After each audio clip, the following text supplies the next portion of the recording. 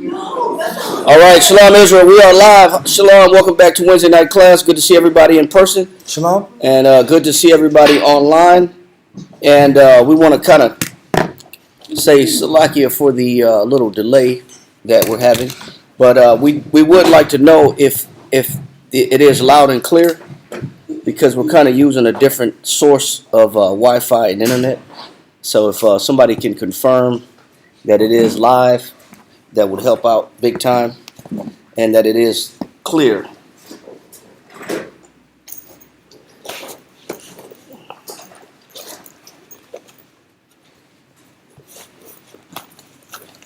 So if we can get some confirmation on that. Okay, so it's clear. Okay, all right. So let's go ahead and get started, because I know time is of the essence. We don't want to be all night. But this is a kind of a continuation of last week's class on true generosity, and we want to answer some questions that some brothers and sisters had from the last class, and we want to be clear about those questions. We don't want to move forward without answering those questions before we actually get to part two. So I thought it was real important to before we could actually complete part two, to answer those questions, because we had started in Luke chapter 8. Can somebody give me that? Luke chapter 8, 11. Luke chapter 11 verse 8.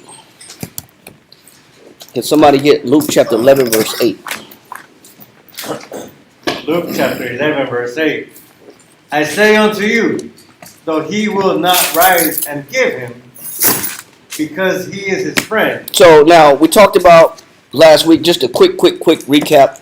Last week we talked about what people will do and what people will not do, and their limitations to how far they're willing to go for you. And we talked about, give me the part where you say you can, which one you having a friend. It says, what verse is that? Verse 5. And he said unto them, which of you shall have a friend, and shall go unto him at midnight? So now we talked about this inconvenient time that you could go to somebody's house and knock on their door. But what was the expectation? The expectation was what? I can go to your door at midnight because we're what? We're friends. Yeah. And so what is the basis of a friendship? The basis of a friendship, we talked about the definition of amiable. Somebody get that definition of amiable. You can hit this scripture up for me. At Luke chapter 11 verse 8, then we're going to go to Ecclesiastes 29 and 14. Amiable. Lovely. It says lovely, go ahead. Worthy of love. So, but when I become a friend with somebody, I'm expecting that there's an expectation that if we're friends, you're worthy of my love and I'm worthy of your love. What else? Deserving of affection. And you deserve my what? Affection. Yeah, so that's why it wouldn't be a strange thing to be able to go to somebody's house and expect them to give me some affection if I have need of something. That it wouldn't be a problem for them to come through for me, right? Right, it makes sense. So, but what we found out is that, yeah, you can have these bonds with people, you can have these relationships, but these relationships come with limitations. And the limitations that we talked about started at verse 8. So let's read that right there. Luke 11 and 8. Say it again. I say unto you. It's buffering? Yeah, it's not moving. Okay, it's buffering a lot. Okay. Audio is buffering. Okay, give me 1 second. Let me see if I can make an adjustment real quick. Give me 1 second.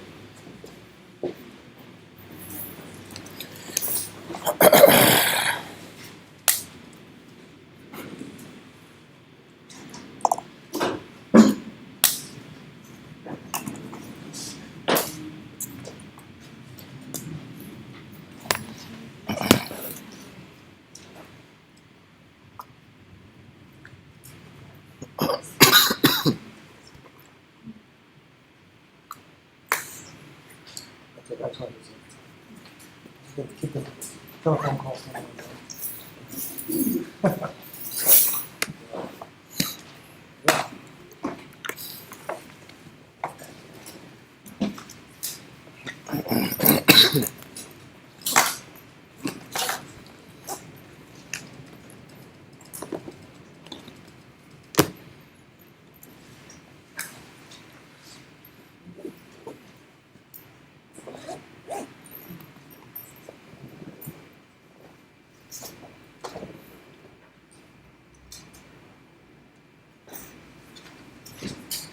go to Zoom and see if Zoom is see if people can log in on Zoom. So we talked about Salaki for the buffering. We're gonna try to jump on Zoom and then put up the Zoom. Record it. Yeah. Put the live too, right? Yeah, to be live with the actual. And then see if you can put the Zoom meeting place. I think it was started a separate if we did, it would start a separate YouTube episode. If they go on Zoom. They can go over Zoom they want, but if we do it on our end by No. They should be able to watch it live along with the class. They should be able to Zoom and stream on the YouTube simultaneously. So if even with bad Wi-Fi. Yeah, it should. At least one may connect better than the other. Let me test it. Yeah, test the Zoom and see if the Zoom will work better. We might have to go to Zoom, so bear with us real quick. Yeah. Yeah, we'll figure this out real quick. This is just. I gotta find the Zoom.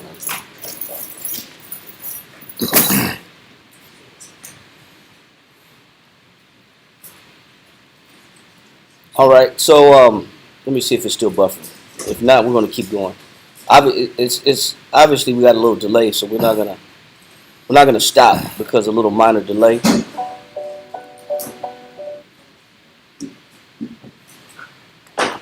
Let's see. Let's go back to the shrink the screen a little bit. Let me see something. So like here for the little delay, we had to switch internet services, and it's not doing what it's supposed to do.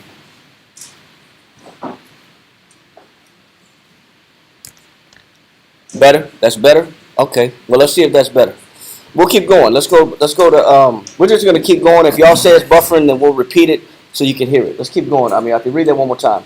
Luke chapter 11, verse 8. I say unto you, so he will not rise and give him, because he is his friend. So now we found out that they were friends. These individuals are friends. He says, but he wouldn't rise and give it because they're what? Because he is his friend. For those if it's buffering on YouTube, we also have it on Zoom, and you can watch the class on Zoom. It says not clear, a bit fuzzy. As long as we can hear it, that's most important. Alrighty, so it's the same. Zoom. Okay, so say it again. Zoom is not better. Okay, screen is not sharp, a little blurry. Okay. So it's a little raggedy today. We have a raggedy class. In the audio and the video, but it is what it is. Hopefully the message will go through the airwaves, and Satan, the angel can throw a distraction on Satan right now. Yeah. Play some defense. Michael come through. So read that part right there in Luke chapter 11, verse 8. It says, because he is his friend. He said, because he is what? Because he is his friend. So he is his friend, read. Yet because of his importunity. He says, it wasn't that the man gave him the bread because they had a bond and they was friends. He said he only gave it to him because of what? His importunity. And we know the importunity is like solicitous, urging, troublesome requests with urgency. Yeah. So it's something to that nature. We found that out last week. And during last week's class, we had, I believe it was probably a sister, two sisters, I think, had two questions. And we're going to answer those questions today. The first question was, how do we distinguish if someone is worthy to be a friend? How do you distinguish if somebody is worthy to be a friend? Because we know the definition of amiable was what? What was it? One more time, Amiyati? Or Karai, if you got it, amiable? Worthy of love. Worthy of love? How do you know somebody? How can you categorize somebody and put them in a friendship category in a group? That's somebody that's worthy of your love, because not everybody is worthy of your love. Some people are, some people are not. He says, but worthy of love, and what else? Deserving of affection. And who deserves your affection? So the question that the sister had from last week was, how do we distinguish if someone is worthy to be a friend? Very important. Great question. As a matter of fact, I didn't want to answer it then because I thought that that's something that everybody could need to understand before we were able to move on very quickly. So I didn't want to speed past that. So that's why we're taking the time now identify who's worthy of your affection and who's worthy of your love. Who do you classify? How do you classify a friend? How do you put them in that grouping or that category? Also, the second question was, how do we handle a spouse that does not behave as a friend because they aren't friendly? And if I'm saying the question wrong, for those that asked that question, repeat the question again, but I believe I wrote it down correctly. How do we handle a spouse that does not behave as a friend because they aren't friendly? So obviously this is a circumstance where you've already made a commitment and you've gone past friendship, but the other person is not upholding their particular duties as a friend or responsibility as a friend. So how do you deal with that? So we're going to separate those two questions and we're going to answer both one at a time. But I think if we answer one, you'll kind of get the understanding of the other. But if not, we'll still come back and clarify and identify and answer the second question as well. So to deal with the first question, how do we distinguish if someone is worthy to be a friend? Now, let's go to Ecclesiasticus chapter 29 in the Apocrypha, and we're going to read verse 14. I hope it's clear. I can only pray to the Most High to keep it clear. Ecclesiasticus 29, and let's read verse 14. I know we got a late start too. Shout out and shalom to Stream of Wisdom, Houston, Rochester, and Norfolk, Virginia. Shout out and shalom to Cabo, Guatemala, and anybody else that we're affiliated with online and is a brother to us. Read on. Ecclesiastes 29:14. An honest man. It says what? An honest man. So now in life, you're going to run into different types of people. Now, we don't have all the time in the world to categorize every personality type. But for sure, you want to make sure that if you're going to be a friend with anybody, you want to deal with what kind of person? An honest man. You want to deal with somebody that's what? Honest. Give me the definition of honest. So you want to make sure that the person is honest. They at least got to check that box. They got to check the honest box. All right? If you're going to have a friend or meet a friend or distinguish what a friend is. What you got, Kariah? Honest, 1828, what's the dictionary? Point number one.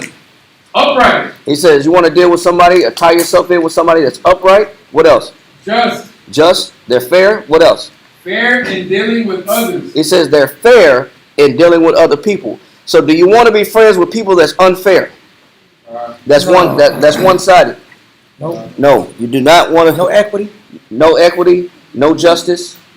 So what else you got, Kariah? It says free from trickishness It and says fraud. free from trickishness or fraud. So you don't want to befriend somebody that is about scandalizing your benefits or tricking you out of something or defrauding you out of something. It's about somebody gaining an unfair advantage of you and what you have to offer and what you could bring to the table. They do uneven exchanges. Uneven exchanges. Great way to put it. So anything else, correct? It says acting and having the disposition Wow. to act at all times. So do you want a theater actor as a friend? Nope. Do you want somebody that's putting on the performance of a friend, but not really one in character, but one in impression, and one in outward appearance as a friend, or do you want somebody that's not playing a role, The but formalities. that is actually fit the criteria of a friend, and not just playing the role or pretending to be a friend? I'm being pleasant, but when tires hit the ground Yeah, or things hit the fan, yeah, that performance doesn't match the courtesy right. of the person. The gentleness portrays. and the kindness. Yeah. Right. So the question, I think this is important because we do have kids watching our classes. We have teenagers watching our classes. We have a variety of ages watching our classes. So it's very important that we identify the nature of people before you tie yourself into people. All right? So, because we're still answering that first question, how do we distinguish if someone is worthy to be a friend? First of all, you want somebody that's honest. I think we got anything else that stands out in that definition. It says frank. It says sincere. Somebody that's sincere, frank, that will tell you the truth. They'll tell you the truth. They won't lie to you. They won't deceive you. Now we already went into this already about people that will deliver compromised truth. Compromised truth is watered down truth for the purpose of gaining something from you. We already kind of went through this in a previous class 2 weeks ago. So you want somebody that's sincere, that's frank, somebody that's upright, fair, somebody that's not playing a role, not trying to trick you out of something. All right? And that goes for male and females, because both of them, both men and women, often get gamed on a regular basis, and often get got on a regular basis, not knowing how to pick friends. All right? So I think we got enough of that. So let's go back to Ecclesiastes 29 and 14. Come, an honest man is surety. And one thing about an honest man, you want to be affiliated with honest males and females, and one way that you would expect them to be, as somebody that's sincere or calling themselves a friend, is that they don't have a problem with surety. What is the definition of surety? Surety. Let's get the second, third, and fifth definition of surety. Second point. All this was last week anyway, so we want to slow it down. We can go back. We can go back to last week's class, and we kind of expounded on this. Read this. Surety. Point number 2. Security. Security. So somebody that's providing you security. What else? It says safety. Safety. What else? Point number 3. Foundation. Somebody that has your foundation in mind. They're about building you up. They're about stabilizing you. What else? Foundation of stability. Somebody that's the foundation of stability. It's somebody you can lean on in a time of trouble. What else? Support. It's somebody that you can go to for what? Support. So if the relationship is one-sided, if it leans on one way, you can support them, but they can't support you, or they can't be a foundation of safety or security for you. That's one-sided friendship, So you want to make sure that both sides reap the benefits of this friendship. Both sides can actually engage in this type of exchange where we can be each other's security, we can be each other's support, we can be each other's safety, we can be each other's security. Yes, sir. That's the reason, yeah. Honestly, I agree 200% because these are things that people fight about. The inequity between the relationship. Absolutely. I came through for you this many times. When I was in a situation, where were you? Where were you? You want nowhere to be found. Or every time I'm in this scenario, you know where to be found, or you're not productive, or you don't reach out. But whenever you're in a situation, you expect me. There's an expectation that I got to be there for you. What is this relationship? Exactly. I thought we were. We were building on some tighter bonds. I thought we than were this. building something strong. Right. And this is explained in Proverbs chapter 11, verse 5. Let's go to Proverbs chapter 11, verse 5. Because this becomes like the deal breaker when you get into an unequitable situation. And there are people like that that expect like why are you hitting me up? Yeah. Well, I thought we were friends. Yeah, we are friends, but not like that. Yeah. What is the that part? Yeah. The that part is that's later in the conversation. God. Let's read this. Proverbs chapter 11 and verse 5 reads, "The righteousness of the perfect shall direct his way, but the wicked..." Hold on 1 second. 11 and 15. I'm sorry. 11 and 15. Put a 1 in front of that 5. Go ahead. And somebody else, another brother, give me Ecclesiastes 12 and 12. I got you. All right. Read that Proverbs first, 11 and 15. Proverbs chapter 11 and verse 15 reads, "He that is surety..." It say he that is what? Surety. So go ahead. For a stranger. Now, if you become a security, a safety, a support, a form of stability for somebody, but you don't really know this person, you really don't understand this person, you haven't understood the quality, and you haven't examined the integrity of this person, but you stuck your neck out for this person, and you thought this person was cool, you thought this person had your best interests at heart, you thought you were building on some better grounds where I could look out for you and you could look out for me. But if you are classifying yourself friends and doing the business of friends, being there, being surety for each other, but you really don't know this person, what will happen? Karai, give me that definition that's coming in this verse. He says, he that is what? He that is surety for a stranger. For a stranger, somebody you don't really know. You don't understand this person's intentions. You don't have a clear view about what this person is about, but yet you're sticking yourself out for them.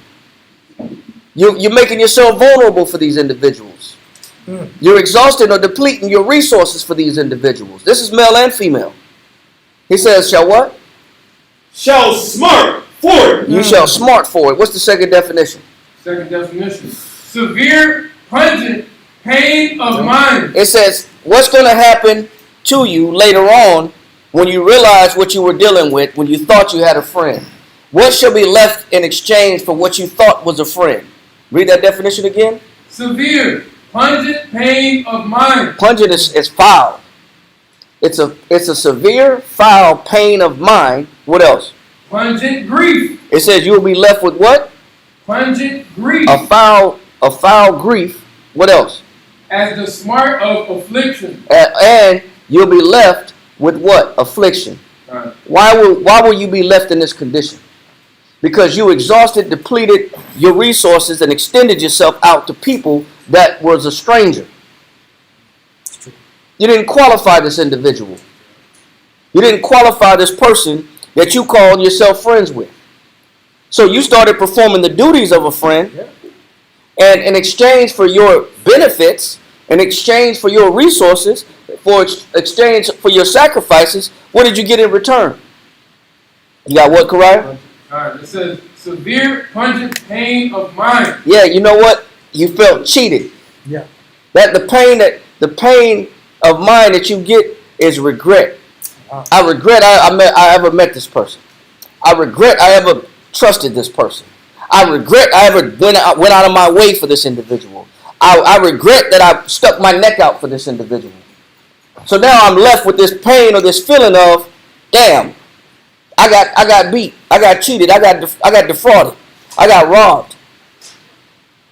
And you know what? This person took the best of me, and I got nothing in return. Well, In the world call that like you got finessed. you got finesse, you got gamed, you got Sucks tricked. to be you. Yeah, you know, somebody ran game on you. Whatever. You're not street smart. The different little terms. You were naive. Yeah. You were green. You were green, and you weren't paying attention. Your eyes wasn't open. It's a real thing. You know, so people will exhaust you when you sleep. You got caught lacking. Yeah. Is what they Got say caught also. lacking. That's a modern one. You were lacking. You got caught lacking. You stuck your neck out for somebody thinking that you're friends with somebody, and somebody got the best of you or got the advantage of you, and then you're just left with affliction, pain, and regret and sorrow that I ever even indulged and engaged in this with this situation. And a lot of people don't know any better. A lot of people aren't taught anything. That's the benefit of being in the truth. Is at least you get the opportunity to get these kind of topics God. and get these kind of reads to have some common sense in your applicable life. Right. Because a lot of times this, I mean, I've gotten gamed and taken advantage of before, but I didn't know the person was a liar. I assumed because I'm not a liar, you're not a liar. Right. I wouldn't do it to you. Right. But you know Why is it me? that was an assumption. That was an assumption. But there was no qualification. Nope. So what are we left with when you assume? Yeah. What happens? Severe, pungent pain Yep. of mind. Yep. It's true. You're left with this pain. What is the pain that you feel? Give me Ecclesiastes 12 and 12. Ecclesiastes chapter 12 and verse 12. No. Ecclesiastes 12 and 12. I called it after Proverbs. Ecclesiastes chapter 12 and verse 12. Set him not by thee. It says you put this person what? By thee. You put a stranger by you. You put a person by you that you didn't qualify. And what happens when you put a person by you that you didn't qualify because you thought they was cute? Lest when he had overthrown thee. It said, well, you thought he was cool. Overthrown. What pain you gonna feel? Man. Pungent pain. What's that pungent pain and affliction that you're gonna feel that you've been got? Yeah. I've been had. So you done brought this person close to you. You done brought this person next to you. Give him all your secrets. Read on. When he had overthrown thee, he stand up in thy place. And not only as he stood up in your place, gotten the best of you, but he replaced you.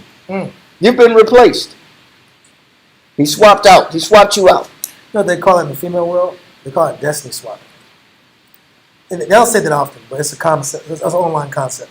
It's where the person mirrors you and they pretend to be your best friend to the T, and then you look up and they destiny swap. They say that Kim Kardashian destiny swapped with Paris Hilton. She was at first, she was the person to help her closet. She was the closet interior decorator. And then she copied everything she did and acted like her. And then she swapped positions and took her power out. Yeah. And they say that Beyonce did that with Aaliyah. She did the same thing, and they can steal your destiny. That's kind of like low key what people that play witchcraft think. But in real life, people can stand up in your place. Well, that's what happens. Get your benefits. That's what happens when you bring strangers in too close. Because you haven't qualified. Like you didn't qualify them. You brought them in too close, too soon, too fast, too quick, and you didn't realize what was going on before. Yeah. You got your joy swapped out for pain. Yeah. Read. It says, let him sit at thy right hand. Hey, where'd you put him at? Oh, man. At thy right hand. How close did you put the stranger? Super close. Super close. What else? It says, lest he seek to take thy seat. It said, but you put somebody so close to you didn't qualify him, and then now you got replaced. You got swapped out. And then what? It says, you got. Let me not go there just yet. But this is a common thing, though. I gotta watch what I say right now. Go ahead. It says, lest he seek to take thy seat. Go ahead. And thou at the last remember my words. And then you're gonna think back, I should have listened to the Bible. Yeah. I should have listened to the Bible. I should have qualified people. I should have made sure that this person was who they said they were, and not just let everybody in. Now I'm going back to get some wisdom, like trying to analyze where did I go wrong, and now I'm trying to seek answers in scriptures. How did I end up in this situation? It says, then you're going to remember the words, read. And be pricked therewith. And what are you going to be pricked with? Pain.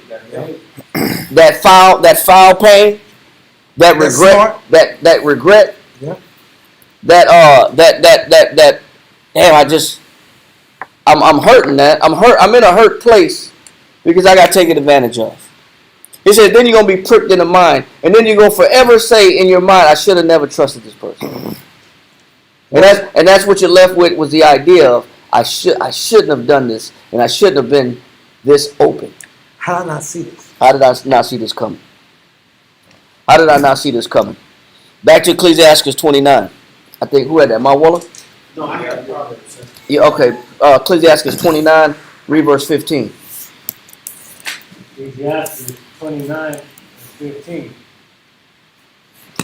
Forget not the friendship of thy surety. It said, but when you got somebody that has been qualified, that you have classified as a friend, you've been through the qualification process, he says, and they've been dedicated to you, they've been security for you, they weren't a play actor, they've been a comfort of stability, they've been security. They put themselves in jeopardy as well. It goes both ways. Yeah. He says, and when you got this type of friendship, read. Forget not the friendship of thy surety, for he hath given his life for thee. Because this person already proved to you, this is after they've proved that what? He has given his life for thee. And so that means that this person is sincere. This person has proved to be honest. This person has proven to be trustworthy. This person has proved that they're willing to make themselves vulnerable for your situation. They've proven this. They've proven this already. By the Spirit. By the Spirit. Yeah. So they've proven to be faithful in this regard. Read on. Verse 16. A sinner. He said, now, you either got a friend that's going to be honest, that's going to be surety, or there's another character type that you can run into. What is the other character type that you could pull in that you said, this is my friend, but you didn't know what this friend was about? This friend was a what? a sinner. This friend is a sinner. There's different types of characters, there's different types of personalities. You didn't know the depth of this person's sins. You didn't really know what you're dealing with. You didn't know what you had in your hands. It's a big question mark going on. So you either an honest man or you got a sinner. You can tie yourself in with either one of both sexes, male or female. There's sinners on both sides. Yeah. And there's honest individuals on both sides. You don't really know what you got. You don't really know what you're looking at. But if you get the wrong one, you're in trouble. One will have your back in a time of trouble. One, a sinner, read. Says a sinner will overthrow the good estate. It says a sinner, which you thought was a friend, will overthrow what? The good estate Of what? of his surety. Of his friendship. That means that they could really care less about your stability. They could care less about your security. They could care less about your safety. They could care less about your foundation. They could care less about your trust. They could care less about your benefits. About your future. They could care less about what you bring to the table. What you find out is they're not committed to your stability. They're about gains. They're about taking something from you, receiving something, reaping the benefits, male and female. He said what? It says, a sinner will overthrow the good estate of his surety, and he that is of a thankful mind. It says, and not only will you get overthrown by a sinner if you don't qualify the person that you're calling friends, you will also stick your neck out for these sinners. And what will happen? It says, he that is of a thankful mind. And you might find one that appreciates nothing you do, but will take advantage of everything you do. After you went all out. After you went all out. Because the unthankful element is based off of there's things that you've done and extensions you've done beyond your normal extension to this person or people. You've taken your life or your resources, or you put yourself in jeopardy, or you put your resources on in a situation, scenario, in danger for people, and I didn't put a gun to your head. Yeah. I didn't tell you to do that. I didn't tell you to do it. You did it out of the kindness of your own heart. Yeah. I didn't make That's what you wanted to I do. didn't make you do that. I'm not thankful either. Hey, listen, I don't force nobody to do nothing. There you go. That's the conversation. You did that on your own, so Yeah. that's your bad. That's your mistake. That's your mistake. He said, Cold world. It's a cold world. He said, a person that's of an unthankful mind, what are they going to do? Will leave him in danger. He's going to leave you in what? In danger. Unsupported, insecure, no foundation, no stability, no resources, depleted. And now you're not valuable no more. And now you have no value. You're cool when you got something. When you got something like a benefit, Yeah. yeah, we good. We good. We'll I see eye to eye. We see eye to eye when you got something I can benefit from, Somebody need. something I need. But to this person that's of an unthankful mind, you can go all out for this individual, and it meant nothing to them. Yes, sir. I've seen in different cities, even on the street level, where they'll be like, well, you let me do it. And so Your loss. good loss. It's the way of the street. Hey, go cry me a river. Yeah. Or But they, you know. go tell somebody who cares. That's a real one. Or go play your little violin. You know, Because that's the street code. get used to it. And that's how I taught you your most valuable lesson. That's awesome. Trust no one. Yeah. I did you a favor. I only beat you for a little bit. Yeah. The next one gonna beat you for a lot. So I did you a favor. I taught you a lesson. Take it and be happy. Yeah. I gave you some major game. Yeah. I gave you some Trust game. no one. That's right. First rules to the block. That's right. That's right. Self-preservation is the first law of nature. Yeah. Let's say things like I'm that. gonna drop some wisdom on you after I get You're it. helping me. Laws of power. Yeah. Yeah, that's the laws of power bar. Yeah, bro. your enemy of my enemy is my friend. Now you got Sun Tzu, It's happened to me, and I've seen it done Hey. with many people, man. the art of war. Yeah, but you did. We just, You got God. we just grew apart. Did we? We grew apart only when I had nothing to offer anymore. But you've introduced this individual as your friend to everybody you know. Right. Yeah. You've classified this person as your friend. You done told everybody you know this my friend. Then how is this your friend with no qualification? Can I say this? Sometimes the illusion of time can create those scenarios because a lot of times these people we grew up with, we went from middle school to high school with, or from elementary to middle school. Like you've had like time experiences with these people. You had like we went to church together, went to summer camp together. My family is friends with your family. There's some kind of like external thing that you think will validate this person or speak for this person. Those are the ones that hurt the most. You know why those hurt the most? Because the expectation that they would do me dirty was already gone. Those hurt the most because, you know, out of anybody in the world who I thought really cares about me, it would be them. Yeah. You know, you can at least swallow a little bit when you get got by a stranger. Yeah. But when it's in house, when it's in house, it's more painful. And that's the second question. That's why we can't go there just yet, because that goes into answering the second question that we had from last week. But let's stick with the first question. How do we distinguish if someone is worthy to be a friend? That's why qualifying somebody is very important. That's why qualifying individuals is key in making sure that you know the character of what you're dealing with and what you have in your hand before you just so use the word and the term so loosely. This is my friend. So he said what? It says Ecclesiastes 29:17. And he that is of an unthankful mind will leave him in danger that delivered him. I delivered you out of trouble. I helped you when you didn't have anything. I built you up. I was part of your foundation and your stability. I took you from nowhere and made you and put you in a position where you can succeed and be successful and prosperous. But what thanks do I get when I'm in a position where I'm catching a little affliction? I'm in a position where I'm low, and I expect you to be there, and you vanish. Vamos. Yeah. You exited stage left. You close the curtains. Show is over. So the whole time it was a game. It was an episode. It wasn't real. You didn't care like I thought you cared. Yeah. So if this is what happens when you choose the sinner, this is what you get. So are you saying this? That if a person really can't be a straight up individual and honest, or they don't love God, how can they be your friends? Is it something like that? Yeah, we'll get to that point. Because what we break it down first is you got character types. Okay. You got honest, somebody that is about you in a time of need, that will come through in a time of need.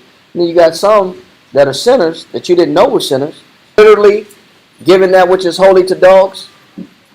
Are you letting dogs chew on your fringes? No. Are you actually throwing jewelry to pigs? No. No. What is he talking about? What is Christ talking about? Yes.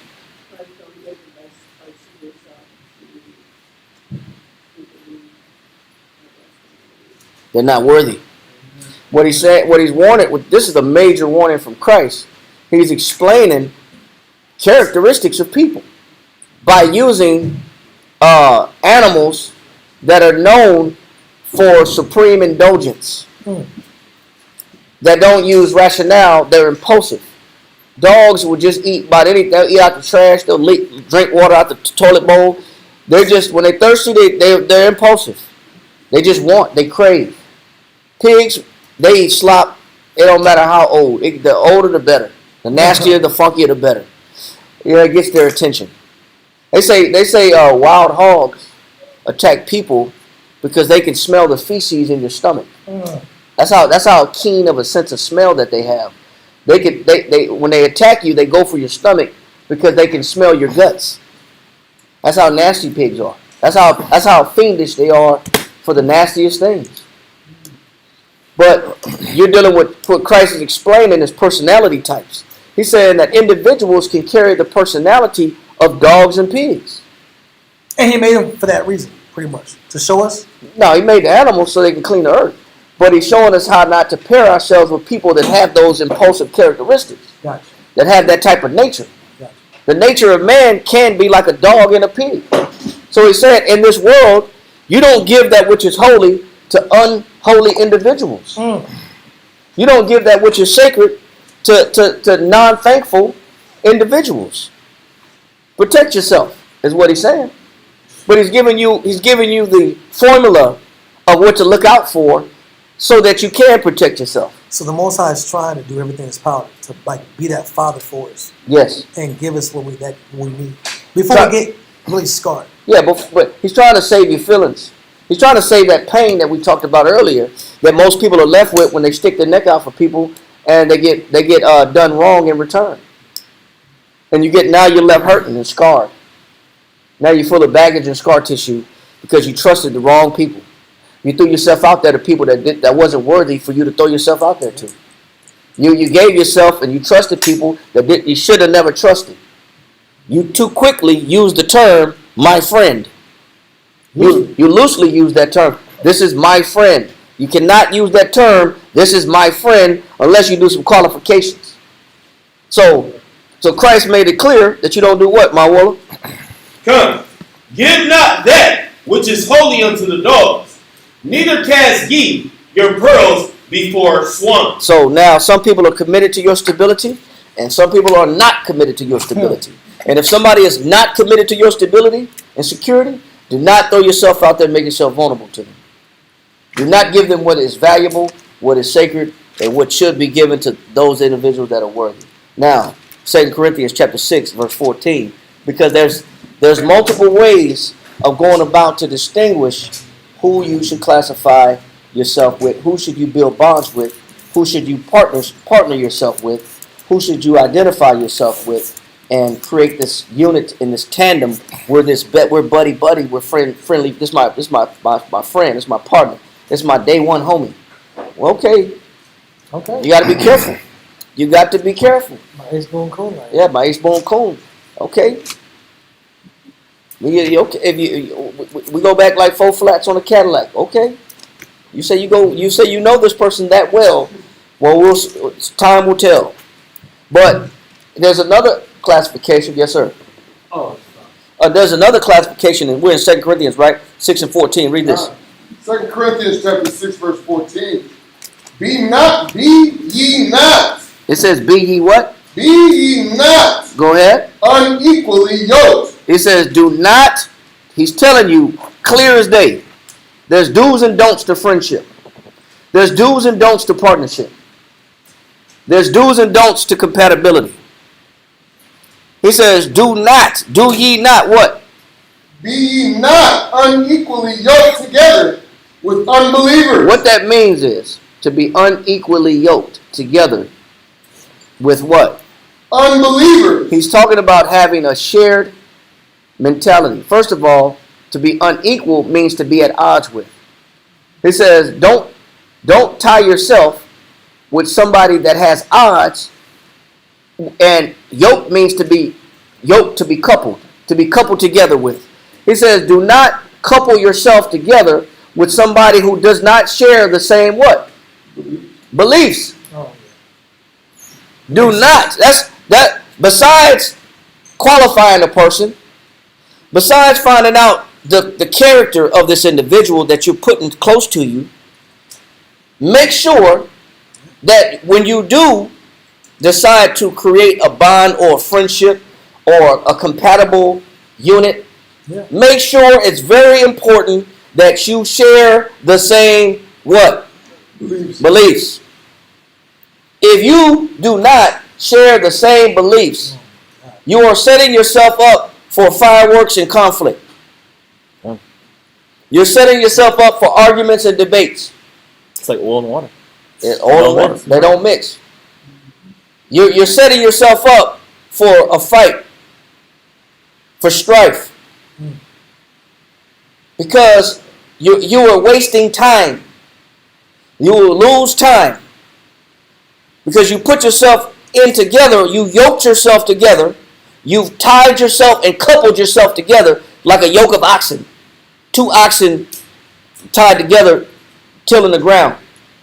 If you have differences of opinions, differences of beliefs, that means the ability for you to see eye to eye, to be on the same accord, to be on the same page will be that much more rare.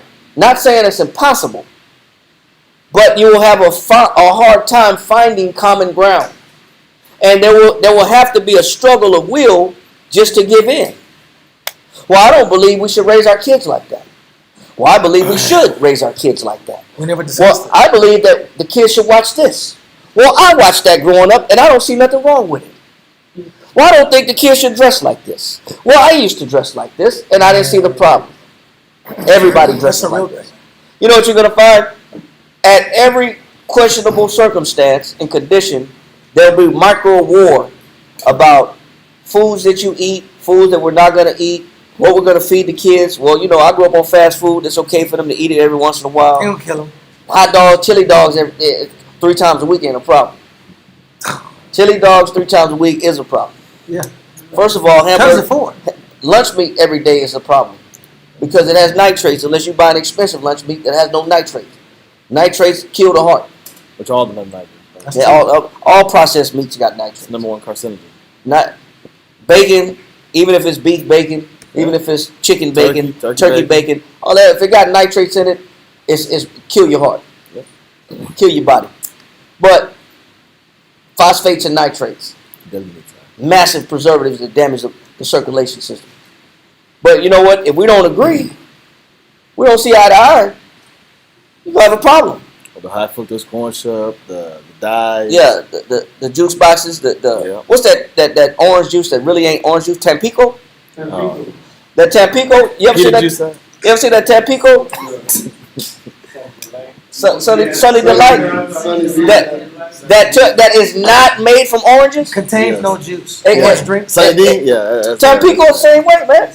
Tampico is like 89% sugar, like not even real sugar. It's high fructose corn syrup. 0% juice. It's zero. It ain't no. It's orange and look, but you like, man. It was.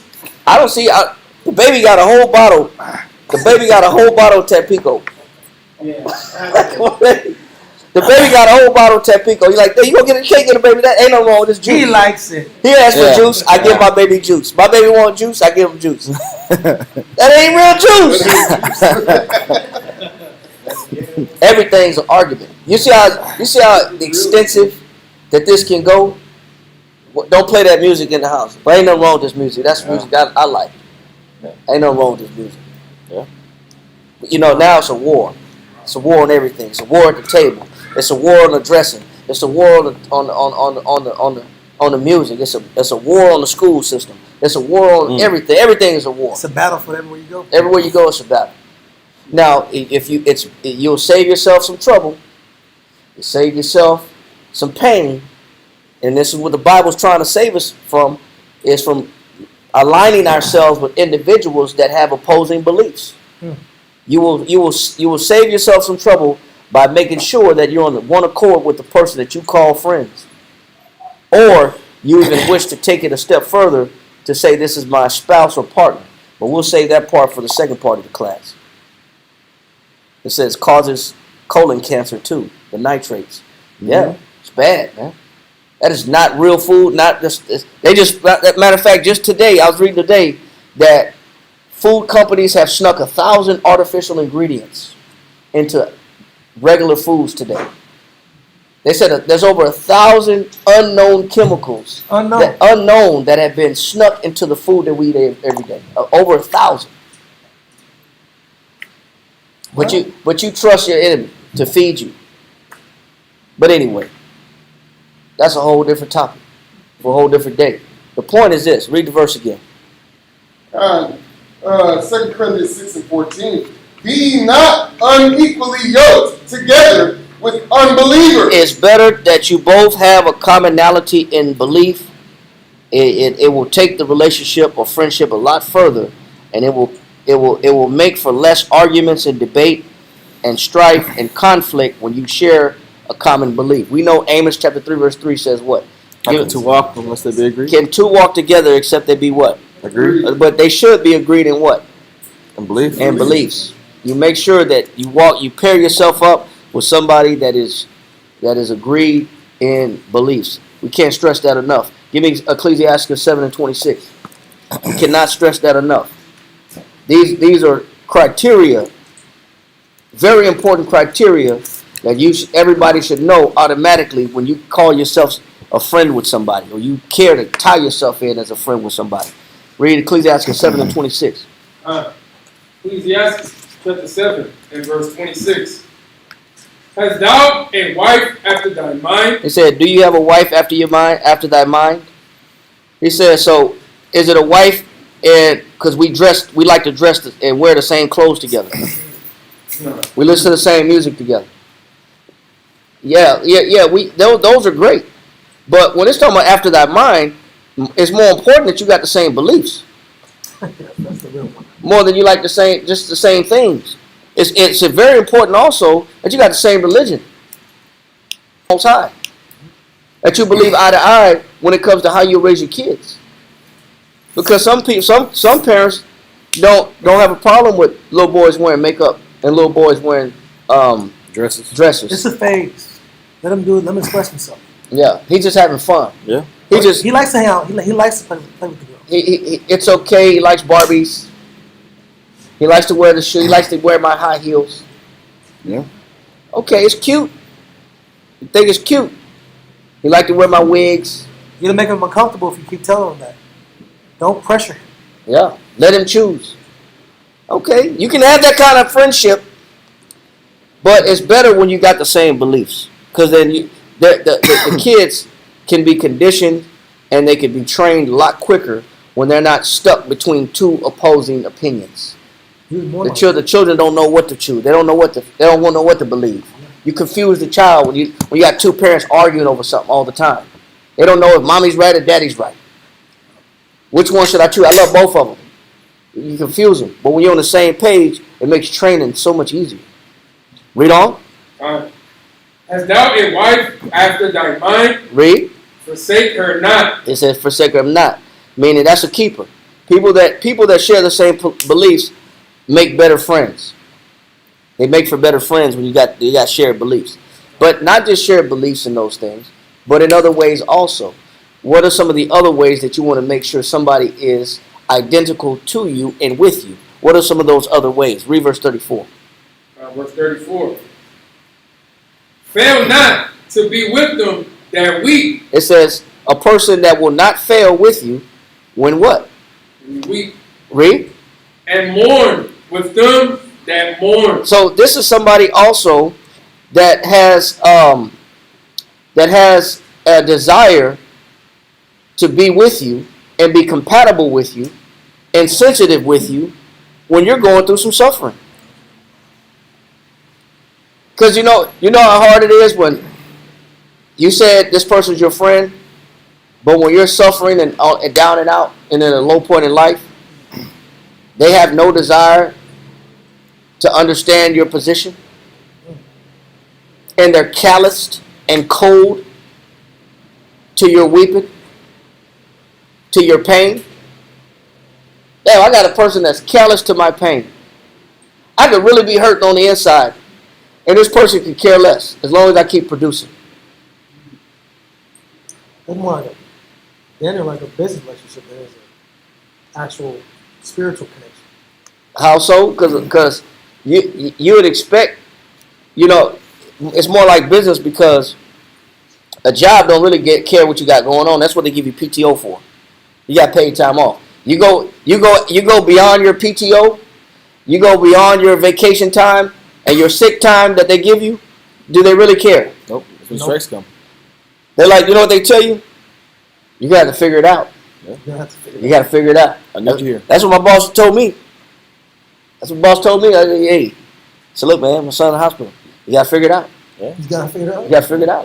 Like, man, What does that mean? That means somebody got to do this job. It's going to be you or somebody else. That's what that means. Somebody got to do the job. So either you're going to do it or we're going to hire somebody else to do it. That's what Home Depot tell you. Yeah. Show up late, your truck died. You gotta figure it out. You got to figure it out. Actually, your replacement's on the way. Yeah. They already called a replacement. Just in Yeah, case. because they gave you a time limit that if you didn't show up by, they already called somebody else. They already got a backup in motion. Everybody don't have a backup in motion. No. But you know what? But imagine. So is it no real empathy? Yeah, it's not. Yeah, we're gonna get to this. So the thing of it is, it isn't, because why is it that I'm at a low point and I'm down, I'm sorry. I'm catching some real hell in life, and this person is not tied together with me in my pain. They cannot understand what I'm going through for the life of them, and they're just as cold as they want to be. Everybody hurt. Everybody suffer. Yeah. Get over it. You still crying over that? That how you still letting that get under your skin? Everybody ain't strong. You gotta stop being weak. Damn. Yeah. Is it me being weak or me being human? Is it that no? I don't get a chance to be at a down period in life. But if you don't pick the right people, everybody's not going to feel what you feel when you're not at your best and you're not at your strongest. Everybody's not going to feel what you feel when you don't feel good. That's why it's important that you tie yourself in with people that can feel for you. Read. Yep. It says, "Fail not to be with them that weep." That what? It says, "Fail not to be with them that weep, and mourn with them." It said, and do what? And mourn with them. Now you done got a friend that don't mourn with you. Why can't they mourn with me? Say it again.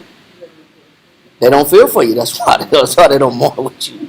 They don't feel bad when you feel bad. Huh? So what are you doing? You're expecting this person to mourn with you. You're expecting this person to sorrow with you. And this person ain't feeling nothing. I've tied myself with somebody that don't feel my pain. Is it just about the music? Is it just about the food selection? Is it just about the clothing? Nope. It's just about the house size or the kind of car we drive. No, there's other things that are important, that are very important, that you want to make sure that a person can do or has the capability of doing before you just open your mouth and say we friends. Can they actually feel what you feel? Can they actually go through what you're going through? Or they just at odds and at a standstill and at a distance with you? They're at a distance with you. So he said, what? Read that verse again. God. "Fail not to be with them that weep, and mourn with them that mourn." It says, and mourn with them that mourn. Amen. What happens when I'm able to be in a friendship with people that aren't slow to comfort me? They're quick to comfort me. They care about me being comfortable, me being consoled at a time of trouble. Because you can have somebody that could care less if you need consoling.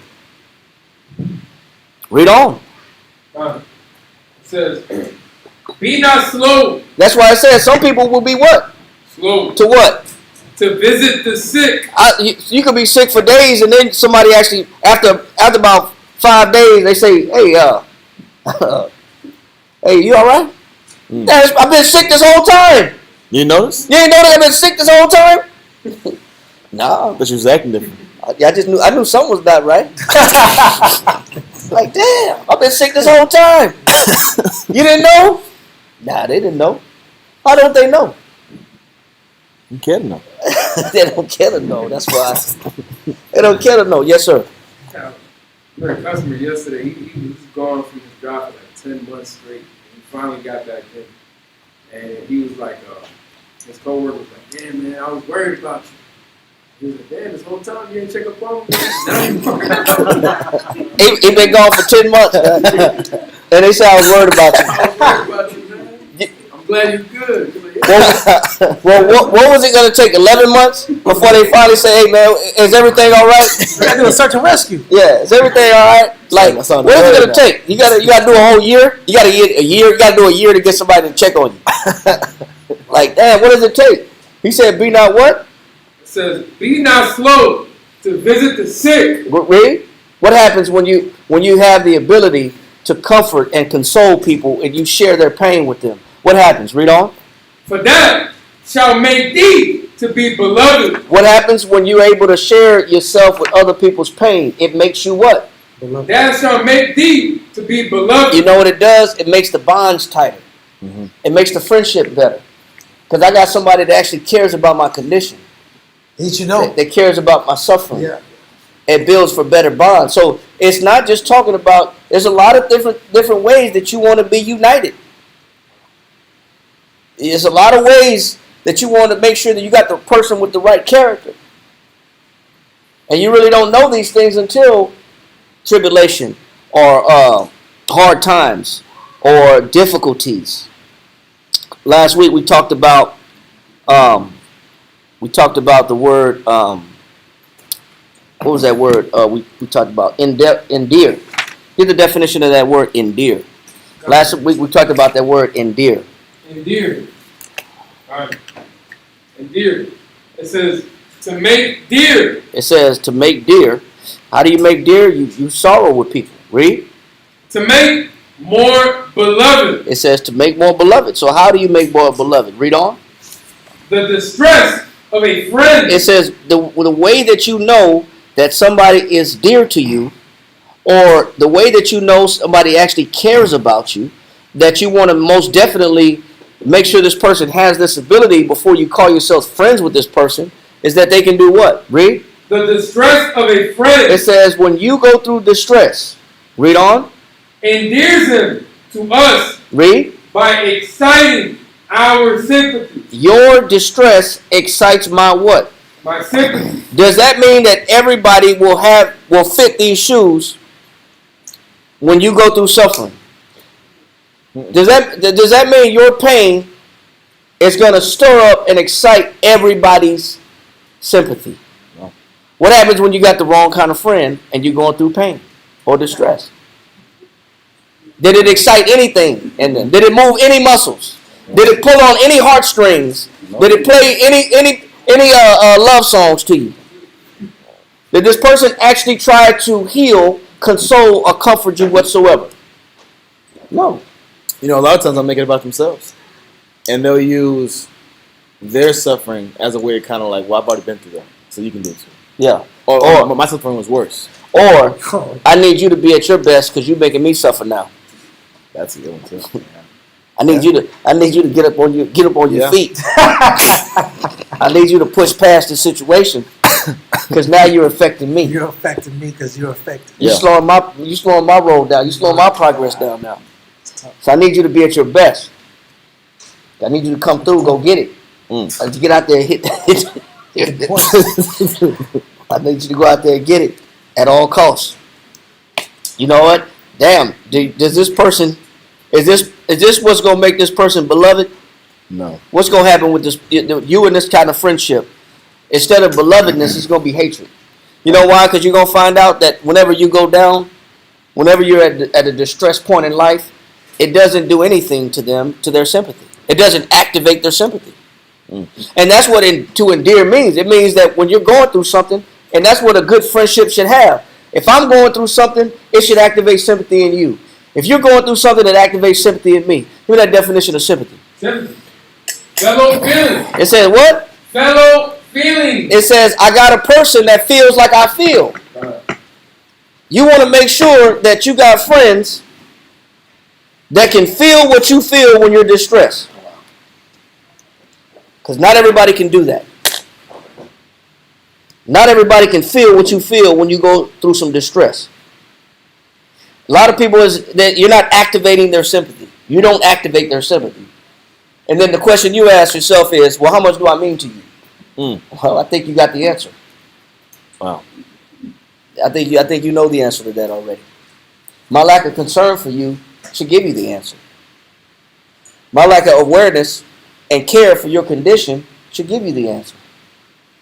But when people actually try to go out of their way, when somebody actually tries to extend themselves and to get you back up because they can actually tie themselves in with your discomfort, and they can start having some pity on you through your scenario, then it's going to strengthen the bonds. But those are the perfect opportunities to show somebody you really care. And how many of us?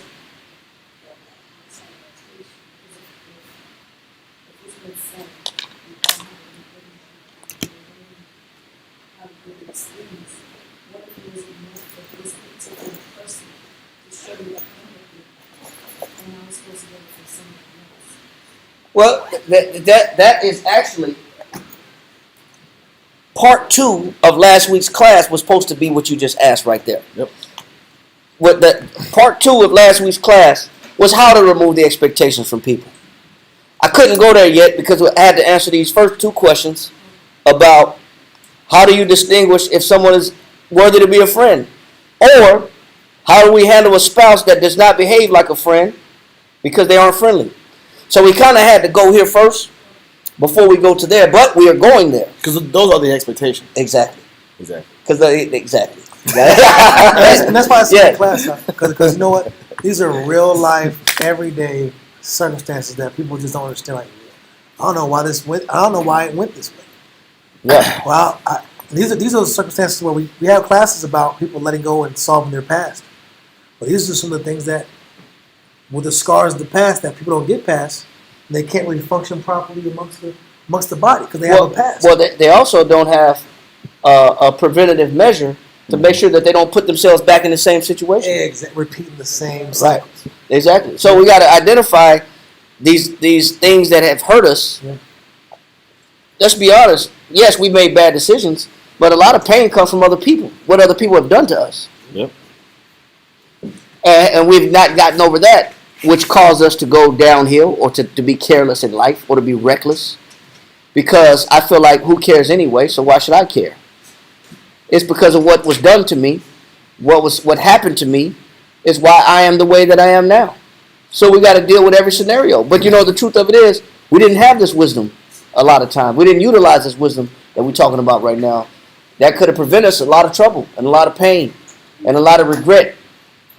And a lot of, I wish I would have known better. I wish I would have seen this coming. I wish I would have known or seen this, what was about to happen. But I trusted too early, too soon. I was too naive and too green.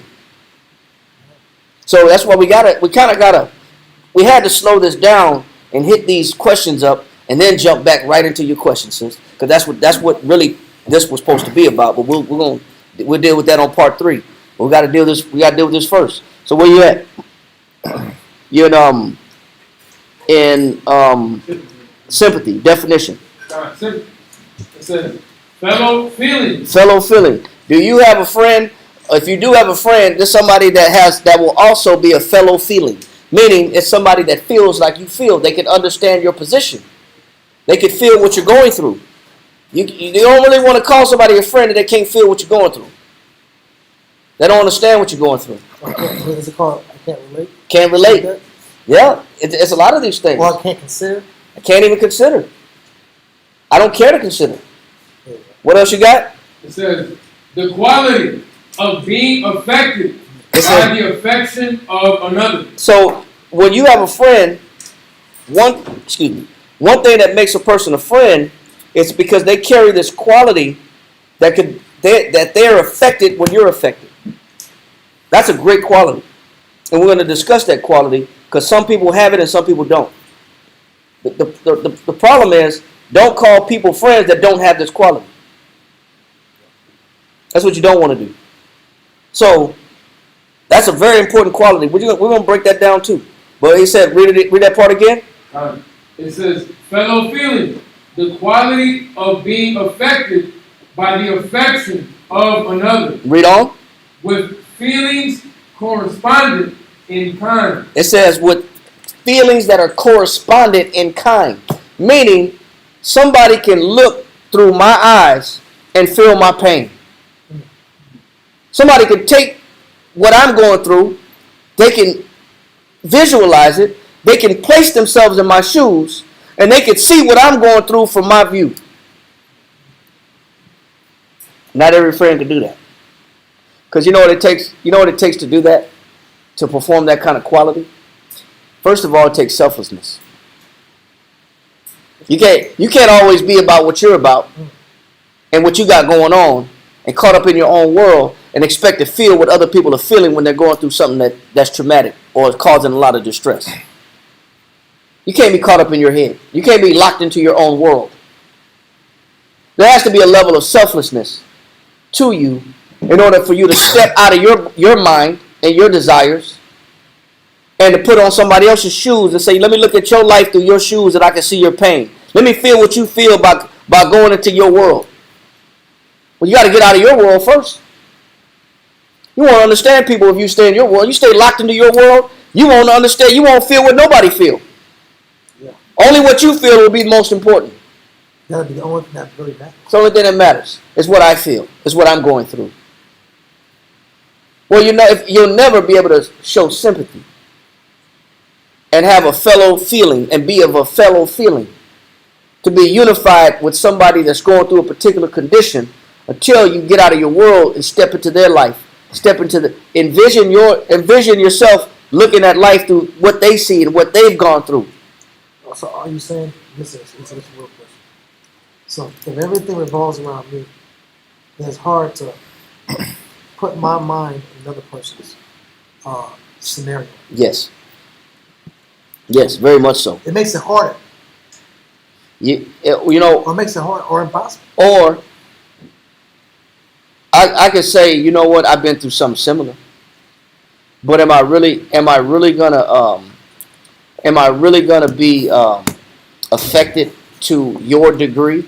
Can I really identify with your degree of suffering? I can have a surface understanding of what it feels like. Okay. I can have a surface understanding because I've been through something similar. But I won't have a deep, thorough understanding of your pain unless I get out of my head and get out of my world. Yeah. Wow. So to be this type of person that can really be a good person, you really got to, like you said earlier in the class, you said there's some selflessness that has to be a part of it. But you got to possess, or you won't even understand it. You won't understand them. And you want to make sure that you are with people that feel your pain. You want to call somebody your friend? Okay, cool. That's your friend. Make sure they can feel what you feel. Don't just say that's my friend and they can't feel what you feel. They're not even caring to understand what you're going through, but you call that person your friend? Good luck. Good luck. That's a crazy thing. So, we got that point? What else you got, Kariah? It says, we feel sympathy for another when we see him in distress. It says we feel sympathy for another when we see him in what? In distress. So you want to be friends with people that when you go through something traumatic, they can feel what you feel. If they can't feel what you feel, don't call that person your friend. Or they don't care to feel what you feel. Because they got their own world, they're in their own world. There's a song, it's not important, but God says, I'm too high in the clouds to ever have to worry about that.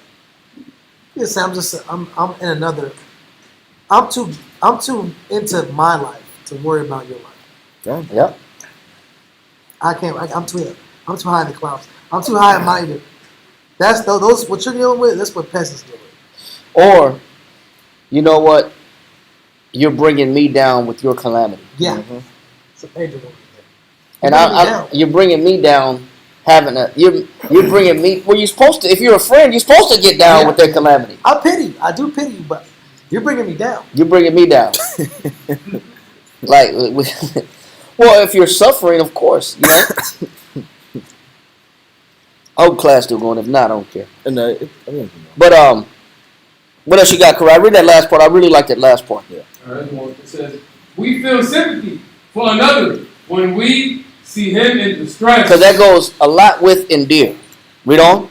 It says, or when we are informed of his distresses. Or when we are what? Informed of his distresses. And we are informed of his distresses. So now, what happened when Christ found out that Lazarus died? He did what? He did what, sis? He wept. Why did Christ cry? That's the shortest verse in the Bible. Jesus wept. It's a 2-sentence verse. Shortest verse in the Bible. Jesus wept. Why did Christ weep? You know why he felt? He felt the people's pain when Lazarus died. He said, our friend, they said, Jesus, our friend Lazarus died. So, was he able to feel pain for what other people were feeling? The loss, the grief, the discomfort? That's sympathy.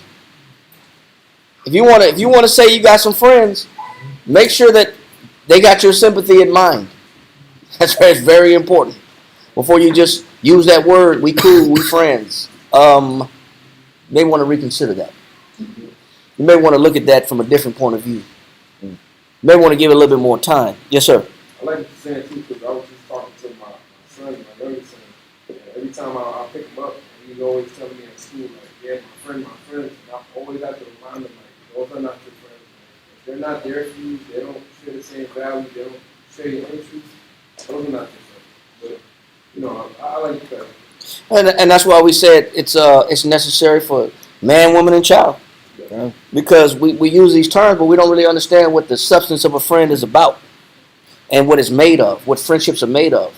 But you want to be locked in, you want to be yoked with somebody that don't feel what you feel? Yeah. We're friends at a distance. Yeah. We're friends when you're not in trouble. When you're not at a low point. We're work buddies. We're work buddies. Yeah. So we're friends. I see you, you see me. We're cool. The clock's off. Hey, that's as far as it goes, bro. Yeah. It's friends by we gotta get to circumstance. the job. We gotta get things out. Yeah. That's a major thing too. Well, you know, and don't get it construed. Get Ecclesiastes 6 and 5. Mm-hmm. Don't get it mixed up. Ecclesiastes chapter 6 verse 5. Ecclesiastes 6 and 5. Sweet language. Yeah, just because you got somebody giving you what? Sweet language. Just because somebody giving you sweet language, does that mean y'all friends? No. Sounds good. So, either two things is happening. Either they're just being courteous or they want something. Everybody saying nice things ain't your friend either. He said sweet language, read. Sweet language will multiply friends. They say it will multiply friends. But, yes, it will bring a lot of people around you. It will multiply people that want to be around you because you know how to talk right. You know how to say the right things. Mm-hmm. You know how to entreat people with your speech. Read. And a fair speaking tongue. And a fair speaking tongue, read. Will increase kind greeting. And it will increase what? Kind greeting. But we're friends, like Dalia said, we're work buddies. Hey, good morning, Tom. How was your day? How was your weekend? Did you take the kids out? Yeah, man, we went to Six Flags Fiesta, Texas, man. We had a great time. We went to did a picnic after that. Yep. And then we went to painting with a twist. We had a couple of drinks, me and the wife. Yeah. I don't do that. I'm just saying that. Some people might think that we do that. We don't do that. Yeah. That was the goal. The goal was to try to make it sound legit as possible. That's a conversation. Yeah. But the idea is that, yeah, people, it says just having a sweet tongue, being courteous and being kind and nice, yeah, that just multiplies kind greeting. You give some kind greetings, you're going to get some kind greetings. That's great. Read on. Verse 6. Be in peace with many. And that's just you being what? At peace with people. You should be giving people kind words. You should be cool. But don't get it twisted. There's courtesies. And there's social things that you should do with people that you work with in order to socialize and create a comfortable environment. Learning how to be at peace with people. Learning how to talk to people to make the environment comfortable. That's great. You should. You're supposed to. Read on. Nevertheless. It said, nevertheless, what? Have but one counselor. Do you let everybody in your life? Have but one counselor. Do you let everybody in your business? Have but one counselor. It's cool to be courteous and social and civil with people in the world. But does that mean that everybody's your friend? No. Don't get it twisted. Just because y'all say nice things to each other. We try to outdo each other and being kind to each other. We try to out-emoji each other. You got the emoji with the fireworks and the confetti with the balloons and Your emoji's got the waving little flag hands. You got, so I gotta send the fireworks with the bouquets. I'm gonna outdo you on the emoji. Man, that's not your friend, man. You don't let everybody in for just whatever purpose. You gotta keep people at a distance until they've been qualified. But first, you got to know how to classify people. That's why it's important to know people, how to deal with people. Because if you don't know, you're going to catch the wrong person, pull them to yourself, and you'll be like the beginning of the class. You'll be left dealing with a sinner and an unthankful individual where you're left stranded and hurt, busted and disgusted, and left to hang, and in danger after you've made yourself vulnerable for them. And now you got the crap end of the stick. So he said, nevertheless, what? Nevertheless, have but one counselor of 1,000. Read. If thou wouldest get a friend. So he said, it is not wise to open yourself up just to a whole lot of people. He said, keep it narrow. Keep your circle small. Keep your circle tight. Don't just be talking your business just to anybody in the world. Everybody's not your friend because they know how to say nice, kind things. You don't know this person. You can't read this person's mind. You don't know what's in their heart. Read. If thou wouldest get a friend. It said, and if you choose to say, I'm going to pull people even closer to me, and I'm gonna make myself vulnerable and open myself up to these individuals fast with no vetting process. Give me that. And what does that mean to vet somebody? What does the vetting process mean? Get the definition. Find that. Google it. Somebody do something. Vetting process. What does that mean? The vetting process. I got one. What you got? It says vet. Make a careful and critical examination of something. Yeah, write that down. Make a what? Vet. To make a careful and critical examination. Now, how can you vet somebody if you've never been trained on how to vet somebody? How can you vet somebody and examine somebody and you've never known, and never been trained, and never been shown, or never been taught on how to examine somebody? Examine what? What do you examine, Daria? It says examine something. It says the example is proposals for vetting large takeover bids. So they're using vetting in the instance of looking at a business scenario. It's another one. In vet, it says to investigate someone thoroughly, especially in order to ensure that they are suitable for a job requiring secrecy, loyalty, or trustworthiness. So before I invest in somebody, I'm going to investigate the quality of character of this person that I'm about to tie myself with to see if they're worthy of me spilling all my beans, and classifying all my secrets, and disclosing all my weaknesses, and open up all my doors, and showing somebody my soft side, or even letting somebody utilize my benefits or my resources or what I have to offer, or what I have to give. Another one is it says similar to vet is assess. It says to evaluate or estimate the nature, ability, or quality of. What's the quality of this spirit? The question is, do you know how to investigate the quality of a person? Because the truth of it is, we look at people with the wrong lens. We think because they look a certain way, they got to be cool. Or they're pleasing to my sight, so they got to be official. Yeah, that's a real one. A lot of time we choose wrong. Most of the time we choose wrong, especially if we're going off looks. Beauty is vain and favor is deceitful. So a lot of times we go off the vanity of a person. Job, height, how much money they make, where they at, what's their credit score, kind of job they have, kind of car they drive, what's their figure, 36, 24, 36, stacked like a brick house. We're looking at the wrong things. She's got to be good person. She's got to be a good person. Yeah. Yeah, I just like the way she talked to me. She make me feel good about myself. Okay. He tells me all the right things.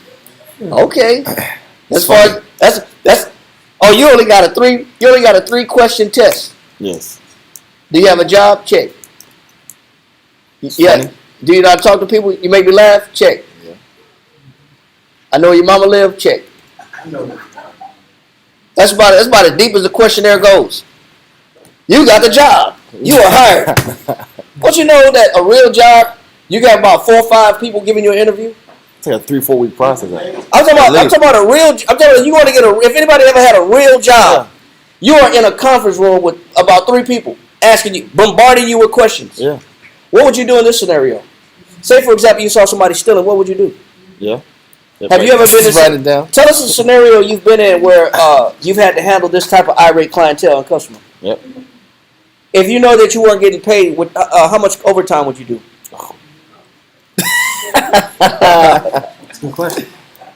Yes. That's a deep question And right then there. they end it with, we're going to wait for criminal background to get back, Oh. your DMV records, and Yeah. your credit score, see how all that looks. Wow. We'll get back to you. Yeah, we got to do a urine There's analysis. still more vetting to We got to do a drug test. Yep. We got to do a criminal background check. We got to get a security check. We got to call your references. Yeah. Call your previous employers. Yeah. Because they're not just bringing you in on a job. They don't know nothing about you. They got to X you out. They're looking at your dress too. They're looking at how you look. They're looking at how you carry yourself. Yep.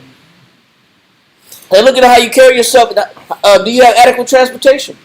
You know what I'm saying? Because they even bring you in and you just, oh man, my Uber didn't show up. Oh, Yeah. yeah. Yes, sir. Or they do lie detector tests. Like I did detention. Okay.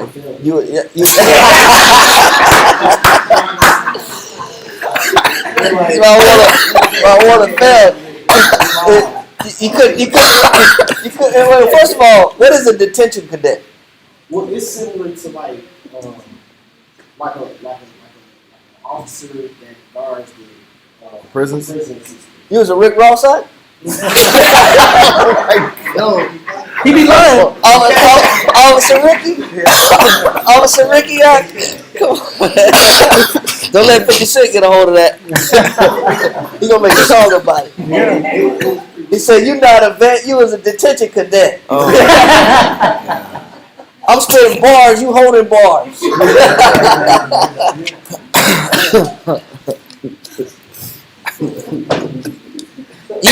You handcuffing for real. I'm just messing with you, Bob. You brought it out though. That's funny though. I was just saying that's what they do. They do. You have to go through a process of like running. You have to pass that. Oh, you got a physical examination too. Like before you get to the lie detector test, you have to run. If you don't pass that, you can't. That's almost like that Judite dude that beat up them 2 Edomite correction officers. I don't know if y'all seen that, but he said, "Listen, woman, just leave me alone. Yeah, I see. Leave me alone. Just leave me alone." Yeah. I seen that. Just leave me alone. He told about 6 times. Yeah. See, I need you to go back to your cell. I never had a write up. Just leave me alone. And then the camera she must have had the chest camera on because you could see the dude just beep, beep, beep, beep, beep. Like, Seen that. she should have did a better physical. Yeah, you have to do that, and you have to do a written test. Yeah. You don't pass those. I want to ask you a couple questions, but not for everybody. All right. I do want to ask you a couple questions about that. Not for everybody. But Hey, it was a free treat. hey man, hey, I get it, bro. Well then I'm gonna ask you then, how'd you feel then?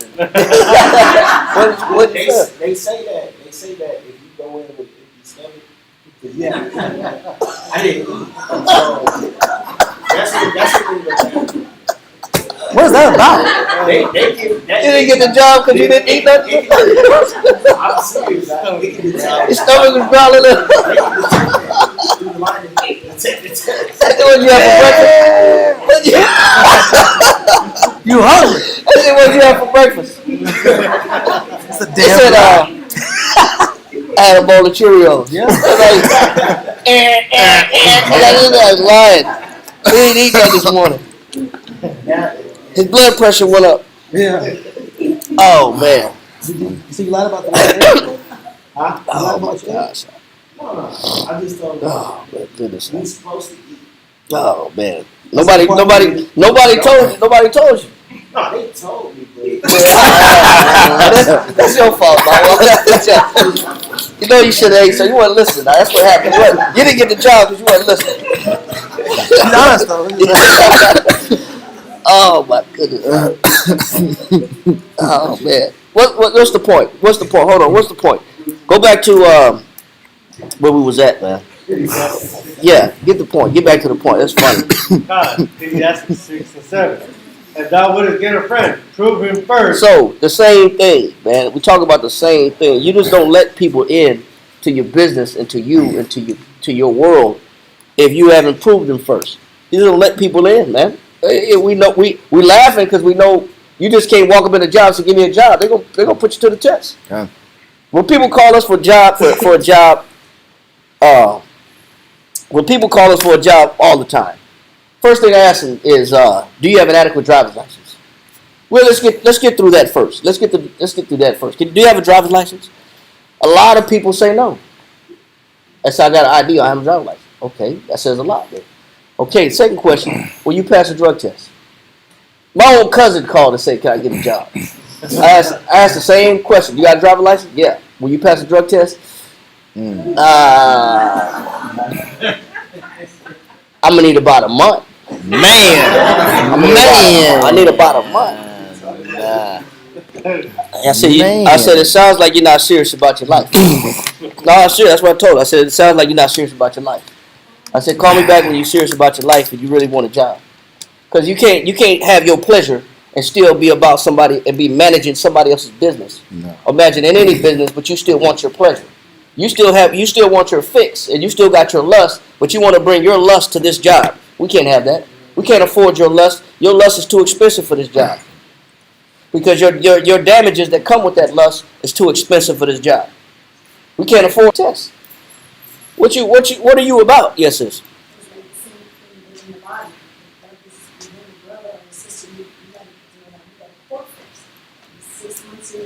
You know, we tell everybody when they come in this camp, you know what? Give it a year. Give it a year. Anybody that's choosing to court anybody in this camp, we don't even talk about courting anything unless they've been in the camp for a year by themselves, without any influence, without being bothered, but without the idea of a possible relationship. Get this word first, get some understanding first, learn to have a relationship with the Most High first before you give yourself to somebody else. It's very important that these processes be put in place. For one, it protects yourself. Yeah. It protects the other person, but it protects you too from future harm, from more regret, more pain and suffering down the line. You save yourself a lot of trouble or a lot of lost time. Now, you didn't imagine giving yourself extensively to somebody for 3 years just to find out they was playing with your emotions, or they was playing with your feelings, or just taking advantage of you. Who got burned then? You did. You got played the fool because you didn't do no examination. So that's why it's important, it's critical that you identify and examine people before you just bring them in. Read on. God, prove him first and be not hasty to credit him. It said don't be quick to give everybody too much credit. You cannot give people too much credit. Stop giving people too much credit too fast. He's a good-looking guy, quiet guy. Maniacs are quiet too. Maniacs are quiet. It's quiet, Unassuming guy. She keeps to herself. You don't know. There's just as many women's prisons as there are men's prisons. She keeps to herself. That's pretty crazy, ladies. That's crazy. Yeah, but you don't open yourself up too fast, too quick, too soon, giving people too much credit. Another crazy story online, bro. This lady came out of nowhere, met this dude. The dude, her fell in love with him in a week. She said, my man's chasing me. My boyfriend's chasing me. I need somebody to protect me. So he did. He took her in. They did some research. His family did some research. Found out she escaped prison. She got out of jail. Yeah. And then what happened was, he said, listen, you got out of jail. You didn't tell me that you were honest. So they hung out. She said, don't throw me on the street. Just let me live here one more week. So she stayed there one more week. And she shot him in the head. Yeah. And that was the story. Listen, when I learned a lesson when I was 10 years old. We had a family friend that used to come over and drink beer with my stepdad. And he would come over every weekend, watch football with my stepdad. And he brought a girlfriend over. And then me and my brother started looking at this girlfriend. But he was kind of like a guy that liked to get drunk. Every week he liked to get drunk. You know, he worked, but he liked to drink. So he brought a girl over to the house. Him and my stepdad drinking drinks. And the girl sitting on his lap. But me and my brother noticed the Adam's apple. And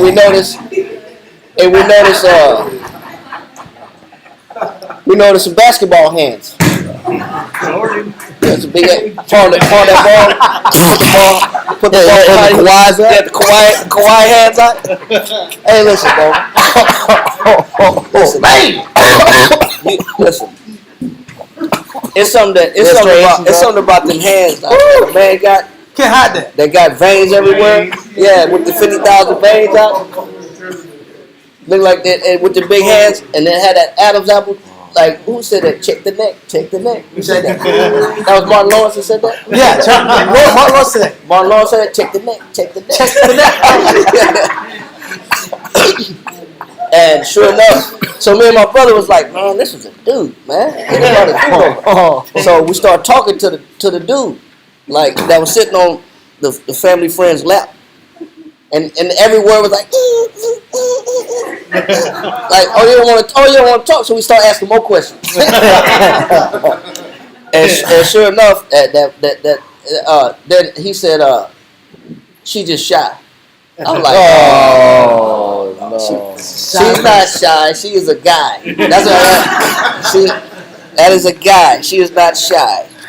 That is a man. But yeah, listen, you playing around, you drinking, you playing around. You drinking and driving, and you don't know what you got in your hands. Blame it on alcohol. Yeah, you blame it on the alcohol. And you playing too much. You tying yourself in with people that are not the people you think they are, and you're gonna get a nasty surprise. Oh my God! Get a nasty surprise playing around. That's expensive, man. Expensive lessons played. Didn't vet, man. So we got this point right here. What else we got in that Ecclesiastes? Verse 8. For some hold on. It said what? Yeah. It says, for some man is a friend of his own occasion. It says, because some men are a friend of what? Of his own occasion. Some people are there to gain the benefits. Some people are trying to tie themselves with you just for the benefits. But if you don't know how to do any type of examination, and you don't know how to qualify a person who is out to get you, then you will just be got. You have to learn. You have to learn how to process, evaluate people, and be able to put people in a situation where I got to know what you're about before I just dedicate myself and go all in with you as a person. I have to invest into you. Before I invest into you, I have to really, really know you. And we have shallow forms of getting to know people. You like green? I like green. You know, you like cars? I like cars. You like movies? I like movies. That's just, man, that's so surface. You're barely scratching the surface. That's not even putting a dent into a person's thought process. You're not even scratching the surface getting to know somebody because you got the same music or the same colors or the same movies man, that's just the surface. It's way more things that you have to do in this examination process before you go all in with people. There's way more things that need to be done. But he says, friends with what? For some man is a friend for his own occasion, and will not abide in the day of thy trouble. And when you get into it, if you don't do an examination, and you hit any type of low period in your life, you're going to be left stranded. Why? You didn't prove the person. You didn't identify the person. You didn't examine the person. You did none of these things. And then when you don't do none of these things, you put yourself in a very bad position for the future. Read this for me right quick. Follow page 8. Read this. It says, hold on. Yeah, read this. Right there. It says vessel, new vessels. I'm not sure. It says what? New vessels are better than old ones. It says new vessels are better than what? Ship. Yes, a new ship. Yes, a new ship is better than what? Old one. Is better than what? Old one. Yeah, an old ship. The wood's getting a little. Yeah, an old ship. The wood's getting a little rotted. You know, it might be taking some water rotted. You know, it might be taking some water. It might have some wear and tear. It might have some wear and tear. The sail stitching might be coming loose. So yeah, a new vessel is better than what? The old ones. Read on. But old friendship. It said, but what? But old friendship. Go ahead. Is better than new. It said, but an old friendship, that's the test of time. Yeah. That one's been vetted already. It's been proven already. Yeah. It's been put to the test. Yeah. Why has it been put to the test? Yeah.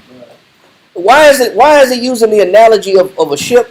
Because you get out there in the ocean and you got an old ship, you might not make it. Yeah. Now we had a class about how the Pilgrims came to the Americas, and they had one screw holding the ship together. It was taking water, and they wouldn't set sail properly, and they had one big screw. A carpenter had put one big screw, and that one big screw is what they leaned on to make it all the way from Glasgow, Holland, or Scotland to the Americas, to Massachusetts. They made it on one screw and some prayers. But you put yourself, being in a friendship is like that also. You're setting sail with this person. You about to put yourself in deep water. And you about to put yourself in deep water on an unknown ship. Yeah. Why is that important? Like he's using this terminology. Read this right here. The life. The life of a man. It said the life of a man, read. Is like a sea. It's like a what? A sea. It says the life of a man is like the ocean. Yeah. So you about to trust somebody with your life. It's like going out in the ocean with them. Unrecognizable waters. Yeah, you're going in uncharted waters. You put yourself out there in deep water, real danger. Real storms. The storms are coming. Yeah. You want to know what you got before you stick yourself out and go onto a vessel out in the deep water. Read. It is liable to every description of agitation. It says it says a man's life is like a sea. It says that means it's liable for what? To every description Of what? of agitation. That means in life you will see the best of people and you will see the worst of people. It says people are liable for agitation. People's emotions are like the ocean. They go up and down. People got highs and they got lows. People are not always going to be at their best. But what do you really don't know what you got until the storms come. Yeah. Then you kind of know, damn, this person is really crazy. Yeah, this person really don't care. This person is extremely selfish. This person is dangerous. This person is careless. This person is what's been playing with my emotions. He said, read on. It is liable to every description of agitation and change. And what? Change. What do people do? Change. People start off one way, and when you get involved with them, what happens? Change. They change. They switch up. How you gonna know that they switch up? Change. How you gonna dodge the switch up? Oh, how you dodge it? How you gonna dodge the switch up? Yeah, vetted properly. You done got out there in the ocean with them, Yeah. and now they're not the person you thought they were. And your life is in their hands, and they stare. They don't know. They don't even got a boat license. They never even been on this boat. They don't know how to sail. But your life is in their hands. And now this person is going through all kind of emotional ups and downs. You didn't lock yourself in with this person, tied yourself in with this person, and now you got to dodge the switch ups. Yeah. You didn't know what this person was about. You didn't know this person's temperament. There was no examination. You didn't examine the temperament, the mind frame. Damn, I'm in the ocean with you, and now you're not performing like you were before. You're not the person, the sweet person that you was when I met you. You're not the same. What happened? He says, because people are like this.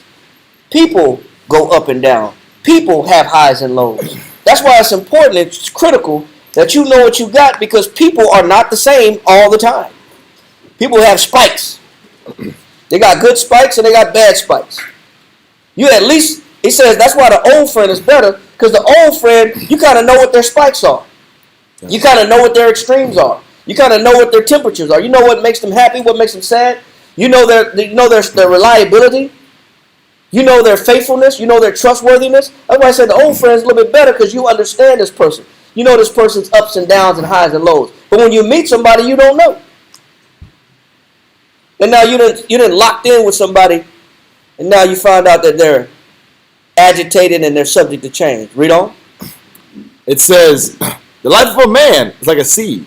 It is liable to every description of agitation and change, even in the height of prosperity. Even in the height of what? Prosperity. So you don't even know what you got until you get prosperity, and then they go one way.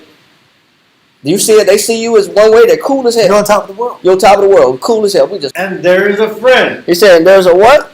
And there is a friend. Read. Who being turned to enmity. He said, and there is a friend. Y'all started off good. Everything was good. You started off on the right foot. Y'all are friends. Y'all tight. Y'all are locked in together. And it turned to what? Being turned to enmity. So do all friendships stay cool? No. No. Do all friendships stay blessed? No. They all stay unified? No. They all stay on the same page? No, they don't. He says some friends, what happens with some, even some of the best of friends, what happens? They're liable for change, like Philo said. Even some of the best friends that you might have grew up with, something can come in between y'all. But you at least got to know what you're dealing with. You want to know these things. What can come between us? Is money going to come between us? Comfort going to come between us? Selfishness going to come between us? Hate going to come between us? Impatience going to come between us? Read. It says, who being turned to enmity and strife. And all you do is what? Fight. Strife is to fight. All we do now, we was cool, we was friends, we was tight, we was buddies, girlfriends, boyfriends, whatever you want to call each other. All you do is fight now. What happened? Everybody can change. That's why this vetting process is so important. This examination process is very critical, because anybody's subject to change. People don't stay the same. They might start off one way, and then you got a whole different person on your hand. Mm-hmm. And you still get like, damn, this ain't the person I met. This is not the person I met. Read. It says, who being turned to enmity and strife will discover thy reproach. And you know what? Versus a friend that was there to be a stability, to be a support, to be security, to be a part of your foundation. Somebody you could depend on, lean on in a time of trouble. That surety. He says now this person brings out the worst in you. That's what he's saying. Some people start off friends, and now they bring out the worst in you. Damn. Was that the intention of the friendship? Is that you bring out the best of me, or you bring out the worst of me? Because sometimes that's what happens.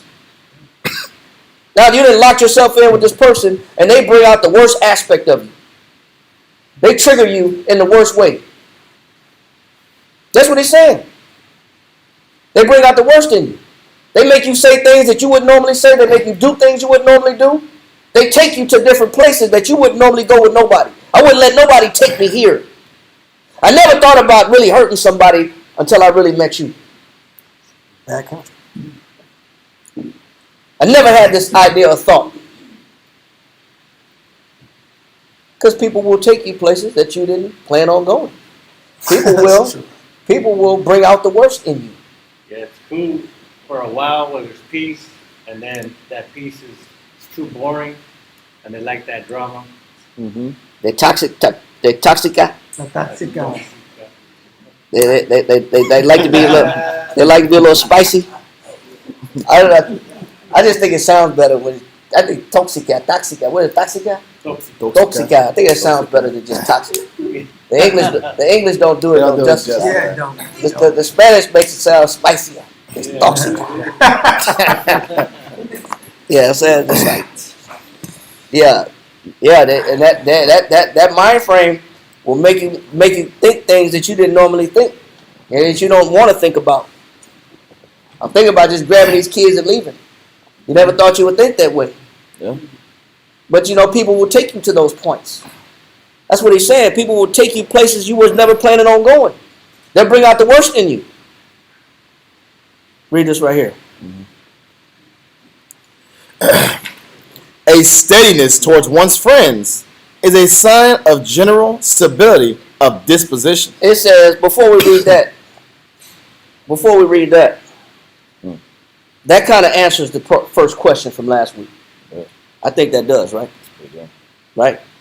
First question was, how do we distinguish if someone is worthy to be a friend? I think That's a good answer. Yeah, yeah, again. that's a good answer. I think that answers the first part, right? How do we distinguish if someone is worthy to be a friend? I think we got enough information on that, right?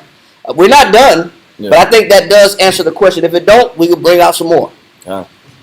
But the second question was, how do we handle a spouse that does not behave as a friend because they're not friendly? That was the other question that we had. Now, before we continue in this, give me Romans chapter 13, verse 8.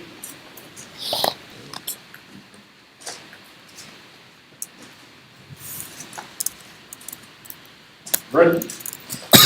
Let me get it. Romans chapter 13, verse 8. And like I said, if you didn't get a chance, go back and listen to last week, and you'll see that this connects to last week's class, last Wednesday. Romans chapter 13, verse 8. Read that. Romans chapter 13 and verse 8 reads, "Owe no man anything." It said, what I owe people around me, I owe them what? Owe no man anything but to love one another. It says, what I have to give is not the worst part of me. I'm not supposed to let people bring out the worst of me. Because people can drive you to thinking things and doing things you would never do. So the truth of it is that what we're supposed to be giving people is love. But not everybody that you tie yourself into or together with or call yourself friends actually knows how to love you. And the truth of it is, you don't know how to love either. That is a major problem. A lot of times people say, well, I'm in love. You don't even know what love is. You don't know what love is about. It says, owe no man anything but what? But to love one another. Read on. For he that loveth another for he or she that loveth another, read, hath fulfilled the law. Now the problem is, everybody don't know how to do that. He said, the scriptures say if you could know how to love the next person, you fulfill the law. Because every aspect of the law, moral, civil, dietary, ceremonial, and sacrificial laws, were all made to show you how to love either your neighbor, yourself. Make sure we're back on because the internet quit. And so now we're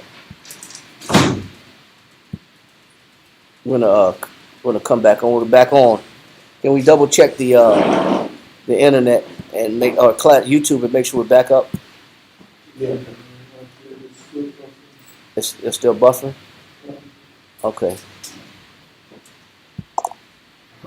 Okay. All right, so we're back up. I think so, right? Okay, we're gonna wait. We're gonna wait and see if we can if this is back on. It's back on this side, but I don't. We're gonna see. I'll wait. It's buffering still. Just give it a second. Give it a second. Because I don't want because you got some commenters on and some people that watch class, and I don't want to move forward without going over this particular point.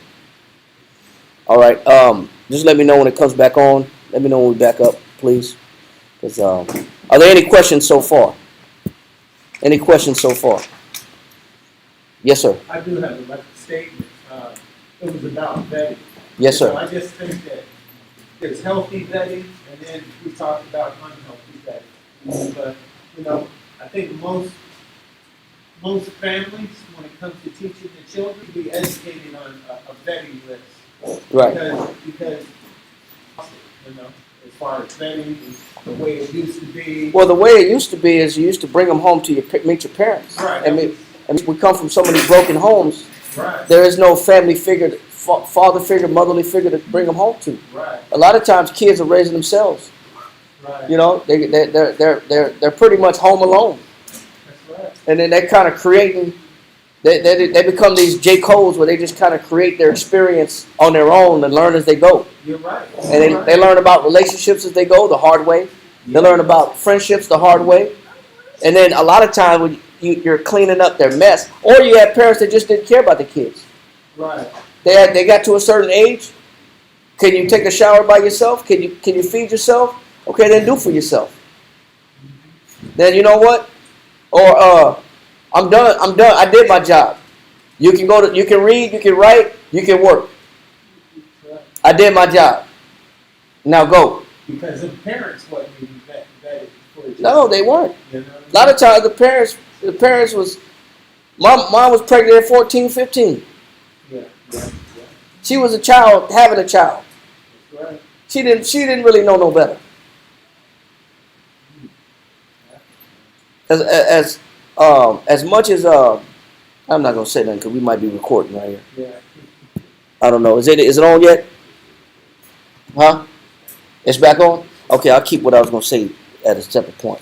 At a separate time.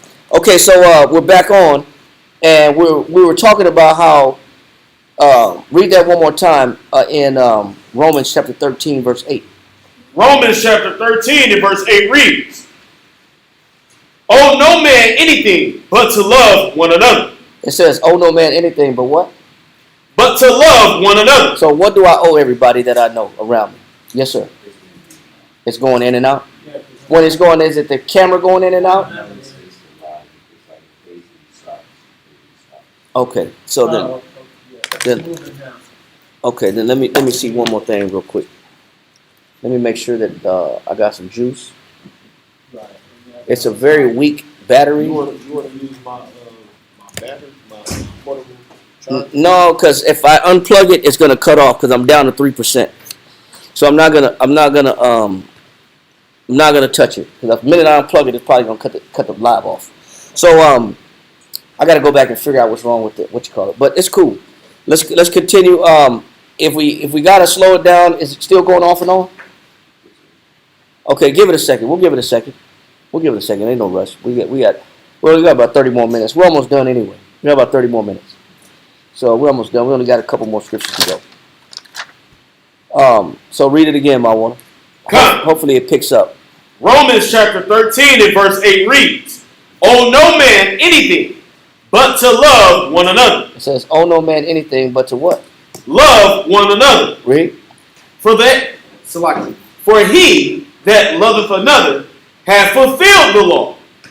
It says, because if you learn how to love your people, you have actually fulfilled what?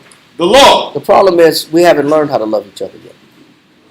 And so that's why it's very important that you learn how to identify who you're dealing with, because the person that you may call your friend may have not fulfilled the law. And a lot of times, the people that you tie yourself in with together have not fulfilled the law. They still haven't learned how to love. They don't really know what love is all the way. So can you expect love from somebody who has not perfected and fulfilled the law? No, you can't. That's why it's best to remove your expectations from people, because people have not learned how to coexist in a fashion of what true love looks like. All right? I'm going to read this right quick as follows. It says, "A steadiness towards one's friends is a sign of general stability of disposition, on which account one ought not to form friendship till one has carefully tested the characters of those with whom he proposes to form it." I'll read it again. He says, "A steadiness towards one's friends is a sign of general stability of disposition." He's saying that he's saying that people's feelings, their emotions, their minds go up and down. People have highs and lows. They're not always mentally stable. When you call yourself a friend, or you're trying to acquire friends to you, or you're trying to bring somebody in an intimate proximity to you, you have to be aware of their disposition. Their way of thinking isn't always stable. It's a warning that Philo is giving. He's saying that people's minds are not always stable. You're not guaranteed a stable-minded person when you tie yourself in with people. He says, and for this reason, read this point right here. On which account, one ought not to form friendship. He says, for this reason, because not everybody is stable. For this reason, one shouldn't do what? Ought not to form friendship. It says you shouldn't form a friendship. Read. Till one has carefully tested. It says until one has carefully tested what? The characters of those with whom he purposes to form it. It says, so what does that mean? Is he not confirming everything we've been talking about? Is he pretty much not saying the same thing that we've been talking about this whole time? About vetting process, about examining people, like the scripture says, to prove a friend? Yeah. It says, be not hasty to credit him. Don't just be calling people, these people are cool with me. No. These are my friends. Cool. No. It's cool, bro. These are cool guys. No. Yeah. So everybody's not cool. Everybody's not your friend. No. Because you don't know their level of instability. You don't know what they're liable of doing. He says, until you've proven them, go ahead, the characters of what? It says, on which account one ought not to form friendship till one has carefully tested the characters of those with whom he proposes to form it. He said, it's not that you're never supposed to have friends or never supposed to be intimate with somebody. It's just that it's more important that you put them to the test first. Don't just open yourself up to anybody. You want to know the quality of the people that you're aligning yourself with. Read on. For not only is the forming of such friendship pleasant, it says when you do find the right friendship, and you have the friendship based on amiable grounds, and you are surety for both parties, both can depend on each other, both is a foundation for each other, both can have respect for each other, both are fair and equitable to each other, both can lean on each other. When you have this kind of friendship, it's a what? It's pleasant. The friendship is pleasant. It's great if you can be on the same page with people and you know their temperament and they understand your temperament. You know their extremes, they know your extremes. Read. But so But so also is the feeling that one has to not bear by oneself's burdens. It says also you get a feeling, not only is it pleasant, is it fun to tie yourself in with somebody that you've proven already and you know the quality of this individual. He says, but also it helps when you go through something in life and you have what? It says, but so also is the feeling that one has not to bear by oneself burdens which oppress the soul. It says there is times when you're going to go through something in life where your soul is going to be oppressed. And it's best to go through life in a difficult situation or in some type of distress where your soul is oppressed, but you're not going through it alone. It's good to have a friend. If you're going to go through any kind of hell, it's good to have a friend to go through hell with. Okay. And to not be alone as you go through different troubles in life. There's a benefit to going through life's hardships, not by yourself. Yes, sir. Maybe we're at this point or not, but I want to ask, well, how do you prove a friend if you're not supposed to be taking him or her on as a friend? And that's what we're getting to. Yeah, we're still getting there. Okay. Yeah, yes, sir. Can you be a good friend even though you're not single? Yes, you can. Because it's not about being perfect. It's just that what you can do is to be there for people that need you at their lowest point. And there's a quality that you can have because humans have not perfected the law. That's why we went to Romans chapter 13, verse 8. to show that to love one another is the fulfilling of the law. What I said was we all have not fulfilled the law. None of us have perfected the law. Because none of us have perfected knowing how to love each other. So that means all of us are unstable. So, but there is a quality that you want to see in other people, and there's a quality that you want to possess and attribute to other people that makes you special and makes you worthy of friendship. And we're going to get to that too, to answer that question and to answer your question also. All right? Let's finish reading that. It says, but so also is the feeling that one has not to bear by oneself burdens which oppress the soul. It says, and there's going to come a point in life where your soul's going to be oppressed, but it's good not to have to go through that by yourself. And that's one of the values and the benefits of having friends. That's one of the benefits. Now, we read earlier in Ecclesiastes 7:34. Get that one more time. Ecclesiastes 7:34.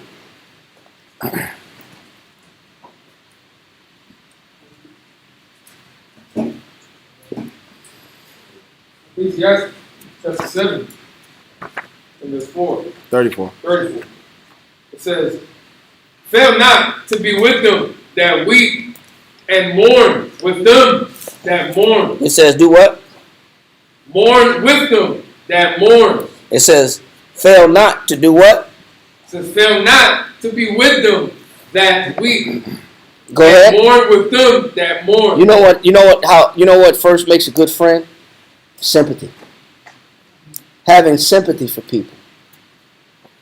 Having the ability to understand their pain and put yourself in their shoes and to at least understand. If not to have gone through what they're going through, but to at least feel bad because they're feeling bad.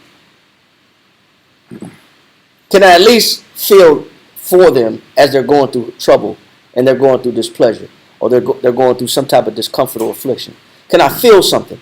Or is my heart cold as a rock?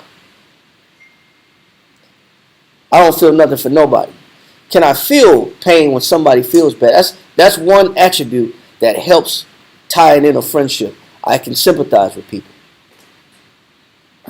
So, he said, do what, Karai? It says, fail not to be with them that weep, and mourn with them that mourn. The problem is not everybody's going to weep with you when you weep or mourn when you mourn. Some people are non-sympathetic individuals. So if you're going to be a friend or look for people that are good friends, that's a good quality to look for. Can they mourn when I mourn, or they just cold as ice? Can they relate? Can they relate to what I go? Do they even care about what I'm going through? It's very important. Give me Ecclesiastes chapter 37 and read verse 12. Hold on. Before we read that, read this right here. The fruits produced. The fruits produced by the earth. It says when you remember, it says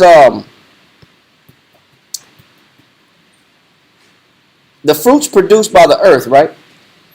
He's going to give an example. He said the fruits produced by the earth. Remember, the Bible says, it says you know a tree by the what? The fruit it bears. By the fruit it bears. So you know a person by the fruit it bears. He says the earth produces fruit, right? Go ahead. The fruits produced by the earth come once a year. He said they come what? Once a year. He says there's certain attributes that like fruits of the earth that come once a year, meaning you can eat of those benefits of that tree, but only once a year. Read. But those which we derive from friendship, he says, but the fruits that you can eat from friendship, read, are to be gathered on every occasion. He says you can pull from this person on what? Every occasion. You can reap the benefits from this person on what? Every occasion. He says you can, so no matter if things are high, they're there to your benefit, or whether things are bad, they're there for your benefit. You can always reap the benefits of a good friend. You don't have to wait once a year, and it has to be the right season and the right time in order for you to be a friend to me. You're a friend to me year round. No matter what the situation. No matter what the situation is. That's what you want to call a friend. Somebody that's there year round. That's consistent. The season don't got to be right, and the time don't got to be perfect for you to be a friend.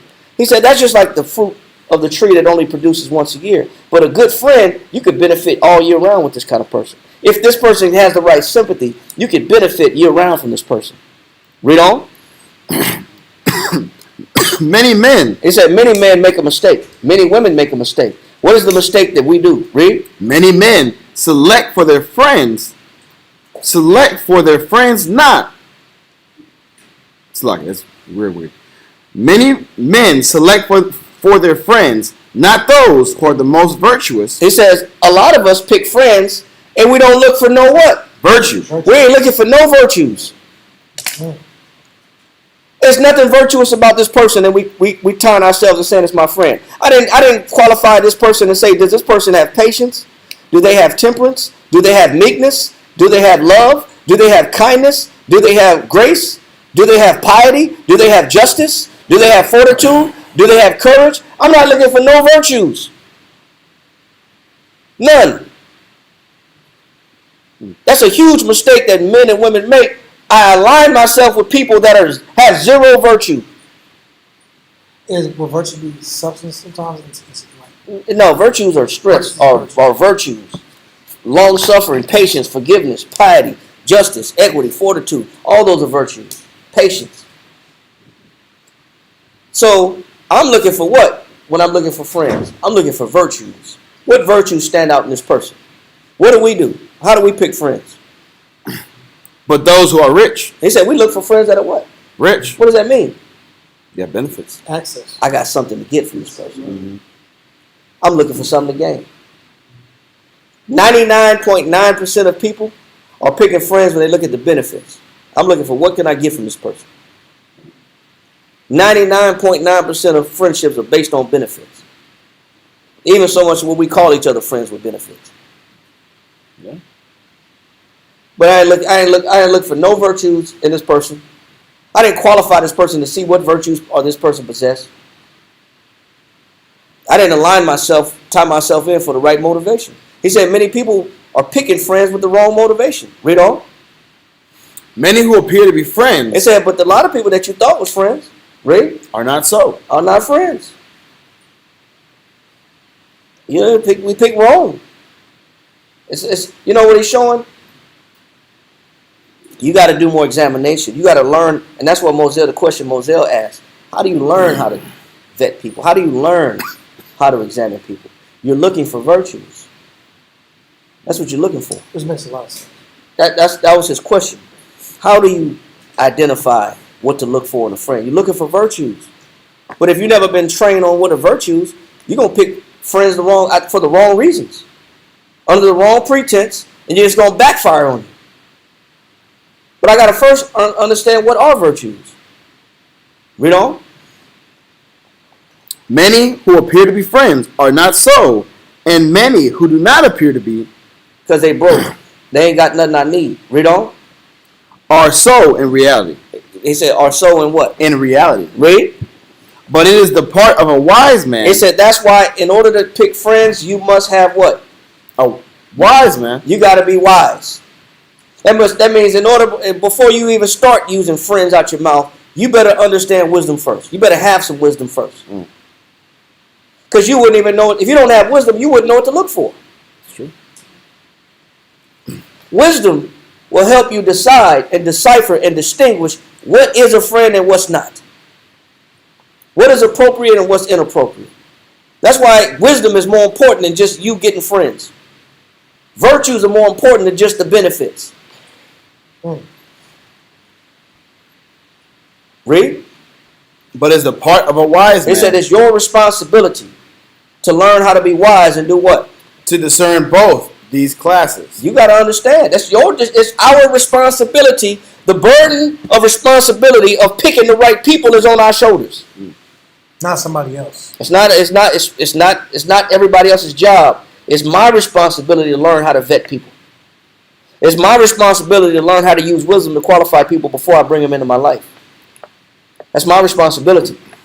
You can't blame your situation on everybody else around you. It's your responsibility to learn wisdom so you can look for the right things and the right people that are what the Most High qualifies as virtues.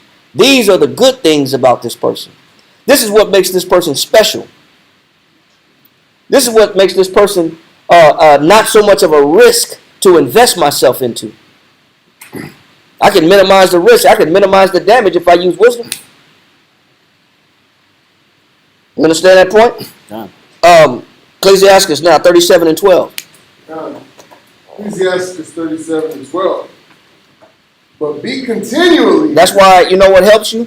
You know what helps all of us? He says, be continually with what? But be continually with a godly man. It says that's why it's good that you be with a godly man or a godly woman. Who's going to help you with that virtuous selection? Making the right decision. That's why you got to tie yourself in with people that got wisdom. That actually have There's no feeling like being able to worship the Most High God with a partner. If the Most High is willing, He will find me someone that will be done. Con, sis, absolutely. If the Most High is willing, that's the best way to look at it. If the Most High, if it be in the Most High's will, then let His will be done. That these are things that we can do in advance until we do find those said individuals, those like-minded individuals. Then we ask the Most High to give us the wisdom and to be able to identify virtue, so we can look for the right things in people, not the wrong things. Everybody is not compatible. Everybody's not compatible. Some things are a disaster in the making, but you can minimize the damage by using wisdom. You can minimize the effects of the outcome of a scenario by looking for the right qualities in people. Read. God, whom thou knowest to keep the commandments of the Lord. That's why it's good to tie yourself in with people that are godly, that you know will keep the what? The commandments of the Lord. Because what does that person have that most people don't have? Say again. Say it again. They got scriptures, but even more than scriptures. Because a lot of people, the devil got scriptures. They got a conscience. I'm going to help you out. They got a conscience. Because everybody doesn't have a godly conscience with the scriptures. Exactly. Some people weaponize the scriptures and use it for their benefit. Some people know how to take the scriptures, use them to get what they want from them. What the Bible calls resting judgment. Yeah. But what he said is this person has a conscience, and also what else makes this person special? He says they have a reputation of keeping the commandments, they're a godly individual, and what else? Whose mind is according to thy mind. And they know how to what? They know how to do what? They know how to look through your life and your pain through your lens. They have mastered. I don't even say mastered. Not relating. They understand what? Sympathy. Which is a major spiritual skill, was major virtue to have. It's a major quality. To sympathize with another person, not just be in your box. Yeah. To themselves, withdrawn. Yeah. And then watch you suffer alone. Yeah. But you're supposed to be in a friendship. I say what you're going through, but I can't get my mind to that. Yeah, that's not that important. To do. Yeah. So it's showing you they got a conscience, they're godly, and what makes them godly, and I'm gonna explain it. First of all, sympathy is a godly quality. I'm not going to sleep on that word. Read that word again, Karai, in that definition of sympathy. I'm not going to sleep on that word. That word is not to be slept on as something passive and not that important. It's very important. It's very important that you have people that will sympathize for your situation, that can have a heart and feel what you feel, but for the right reasons. Understand your pain. Get that definition, Karai. Sympathy. Fellow feeling. It says somebody that is a fellow of feeling. They can feel what you're going through. Read on. The quality of being affected. It says there's a quality in people that they're affected. Read. By the affection of another. But by what other people go through, they can feel what you go through. Man, that's very important to tie yourself in with people that can feel what you're going through. Not just in word, but in action. Read on. With feelings correspondent in kind. It says they have feelings that are correspondent in kind. They can at least have an understanding of what you're going through. They can understand your position. Then once. They can understand your pain. Read. It's not in degree. It We feel says. sympathy. It says what? It says we feel sympathy. He said we feel what? Sympathy Go ahead.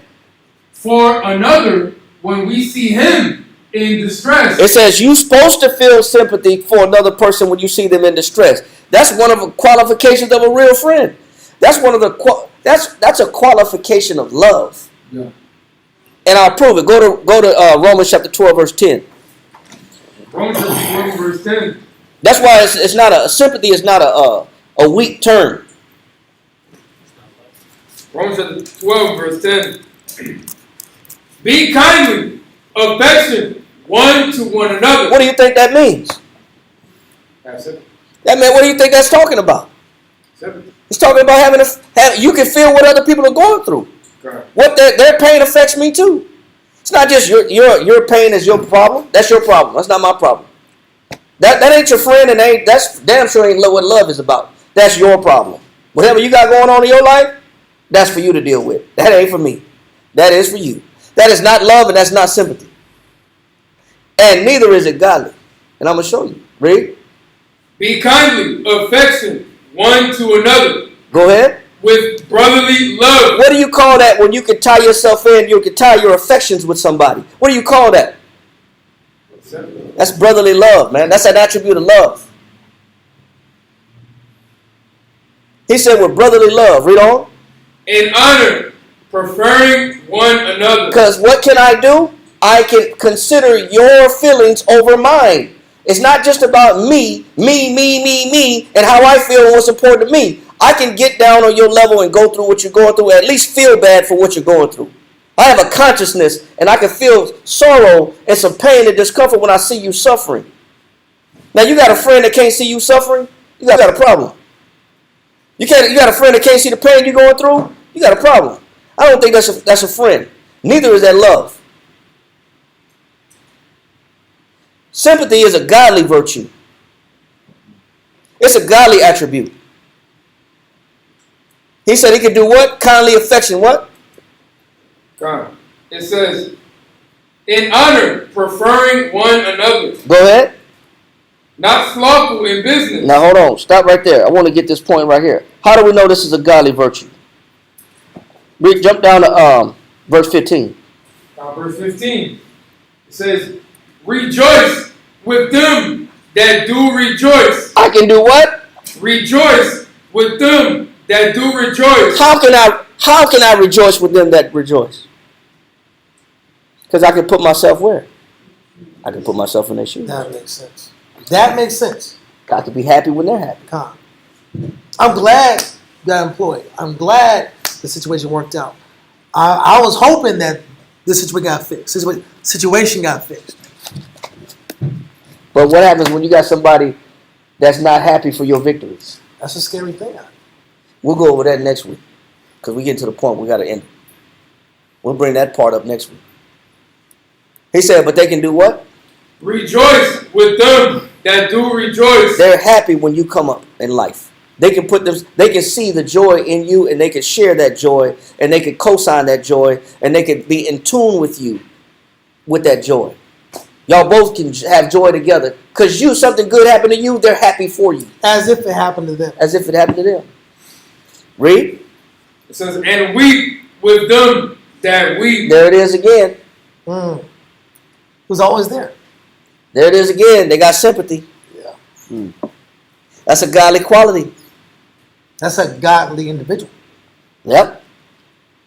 He said, and weep with them that weep. Read on. Be of the same mind. And so what is that again? Once again, there it is again. What is that called? They can share your mind. There's a fellow feeling. They have a fellow feeling. They don't let you feel or catch hell or go through affliction by yourself. They feel bad when you feel bad. They feel bad for you at least. At least they're trying to understand what you're going through. That's how you be a good friend. How again? You feel what other people feel. You put yourself in their shoes. That's the answer to your question, sis. That's how you be a good friend. Be of the same mind. And that's something that we have been callous to in the world. feeling bad when people have lows in life. Read. Be of the same mind, one toward another. Mind not high things. It's not about me and what I want and how I feel. That's what that high thing is. I only care about how I feel. That is not a good friend. Only cares about how they feel. That is not a good friend. Read. But condescend to men of low estate. But somebody that can come down to your level, wherever you at in pain, wherever you at in suffering, wherever you at in loss, or wherever you at in joy, they're displaying godly attributes. Yes, sir. They can match how you feel. Yes. Read.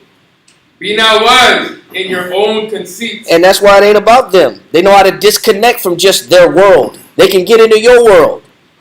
They don't just live life in their own bubble. They can get out of their bubble and get into your bubble. They can understand what you're going through. And they're happy when you're happy.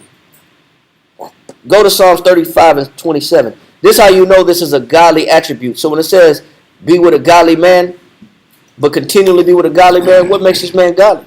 It's the attributes that he possesses that is the same attributes that the Most High possesses.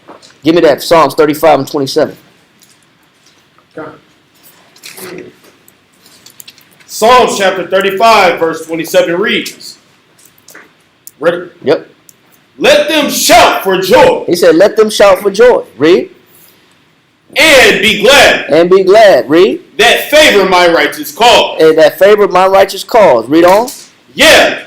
Let them say continually, let the Lord be magnified. Read on. Which have pleasure. What does the Most High have? Which have pleasure. What does the Most High have? Which have pleasure. What quality does the Most High possess? Which have pleasure. What mind frame and disposition does the Most High have? Pleasure. And what?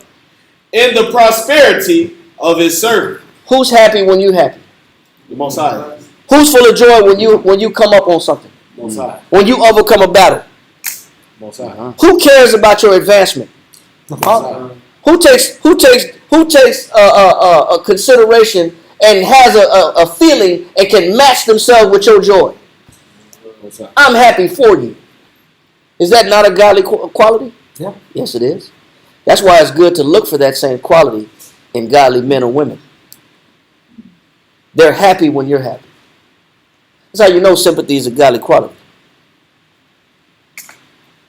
They can understand what you're going through, whether it be joy or pain. If you're happy, that he's happy. The Most High is happy for you. If you're suffering,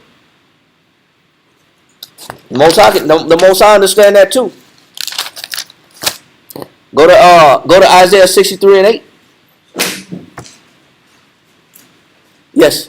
Is that why it says the Lord shall lead me in intercession for us and doesn't anything that goes out in this human because the Lord shall was human. Yes, absolutely. So when he's making an intercession, he's going on our behalf, like Yeah. Yeah, exactly. No, you're right. Absolutely. Let's get this right here. Because you know what? Give me the definition of empathy. We talked about sympathy. What about empathy? Give me the definition of empathy. You might have to Google it or go to Cambridge. We're going to go to Isaiah 63 and 8.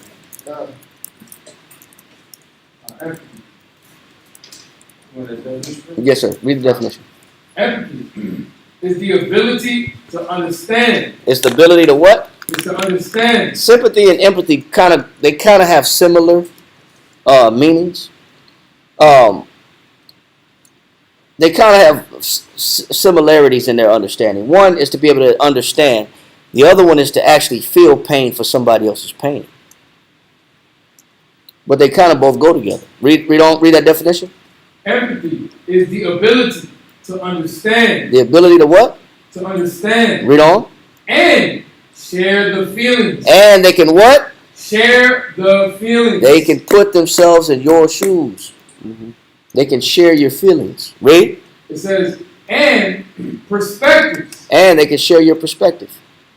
Read on.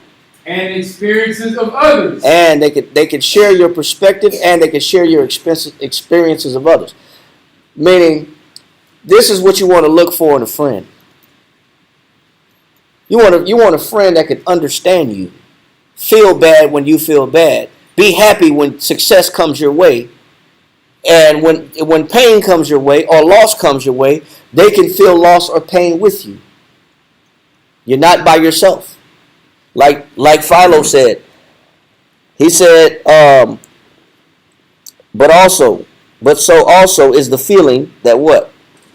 So, but so also is the feeling that one has not to bear by oneself. It says the feeling that you get when you got a friend that can feel what you feel and that's right there with you alongside your troubles in life. You don't got to go through this by yourself. Read on. Burdens which oppress the soul. It says that when you got to deal with things that oppress your soul, you're not alone. Why you're not alone? Because you got one there that's feeling your pain right along with you. That's helping sustain you and support you while you're weak in spirit. Those are good friends. What else you got, Karai? That's All right, it. it says acting as a vital skill. It says it's a what? Is a vital skill. Empathy is a what? Vital. Is a vital skill. It's important. Vital means it's important for life. Wow. It's important for your life that you understand that you tie yourself in with people that have empathy, or that you learn how to possess empathy for other people. Yes. Yes. Empathetic. Showing an ability to understand and share the feelings of another. The example is an attentive, empathetic listener. Exactly. Being an active listener. That means I may not know what you're going through to the same degree. I may not have experienced it. And I can't say that I know exactly. It's like a man saying, I know what it feels like to be pregnant and the birth pains and contractions. Because I get gas, I get bloated, so I guess it's the same thing. You have no understanding. It's the same thing, when I eat the enchiladas and I'm just bloated up. But it's not, a man can say he knows what discomfort feels like, but a man ain't gonna know what it feels like to have birth pains or to have contractions or Braxton Hicks, episodes or to ovulate. A man ain't gonna know it. He's not gonna be identical with the suffering of, because he'll never do that. He's never been through that. But at least can he do? If I'm never gonna give birth to a child, because I wasn't anatomically made to give birth to a child, I could at least listen to you. I could at least hear about what it is I could ask questions about, when do you feel this pain? What eases that pain? What can I do to help ease the discomfort of the pregnancy? The feet get swollen. The salt intake you got to be careful with salt intake. You can't be diabetic and give babies. That's a problem. Then they're going to want to do a C-section. What can I do to prevent the situation from going bad to worse? It's already bad enough as it is. What can I do to aid you in this situation to be the best partner that I could be while you go through your suffering? We can't take the suffering away. It's part of the curse. That was given to women from Genesis. Just like a man gonna eat with by the sweat of his brow. The part of the curse is we got to take our butt to work every day, and we got to bear a whole lot of responsibilities on our shoulders. It's part of the curses. But at least I can listen to you. At least I can understand where you're coming from. At least I can care. I can through my active, attentive listening, I can show you that I care. That's one thing we can do. All right. So we're in Isaiah chapter 63, verse 8. Isaiah chapter 63, verse 8. Now there's a very important key to having empathy. Very important key to having empathy. Man. There's keys to empathy and sympathy. And if you don't know what these keys are, you won't figure this out, man. This is just as valuable as any other part of the class. Read this. Isaiah 63 and 8. Yep, read that. For he said. For he said what? Surely. So he said, this is the Most High, right? God. What did the Most High say? Surely they are my people. He says, surely they are what? My people. So what is the Most High doing when he said, these are my people? What is he saying? He's saying I have an affection for them. These are my people. These are my friends. The ones that he can count on.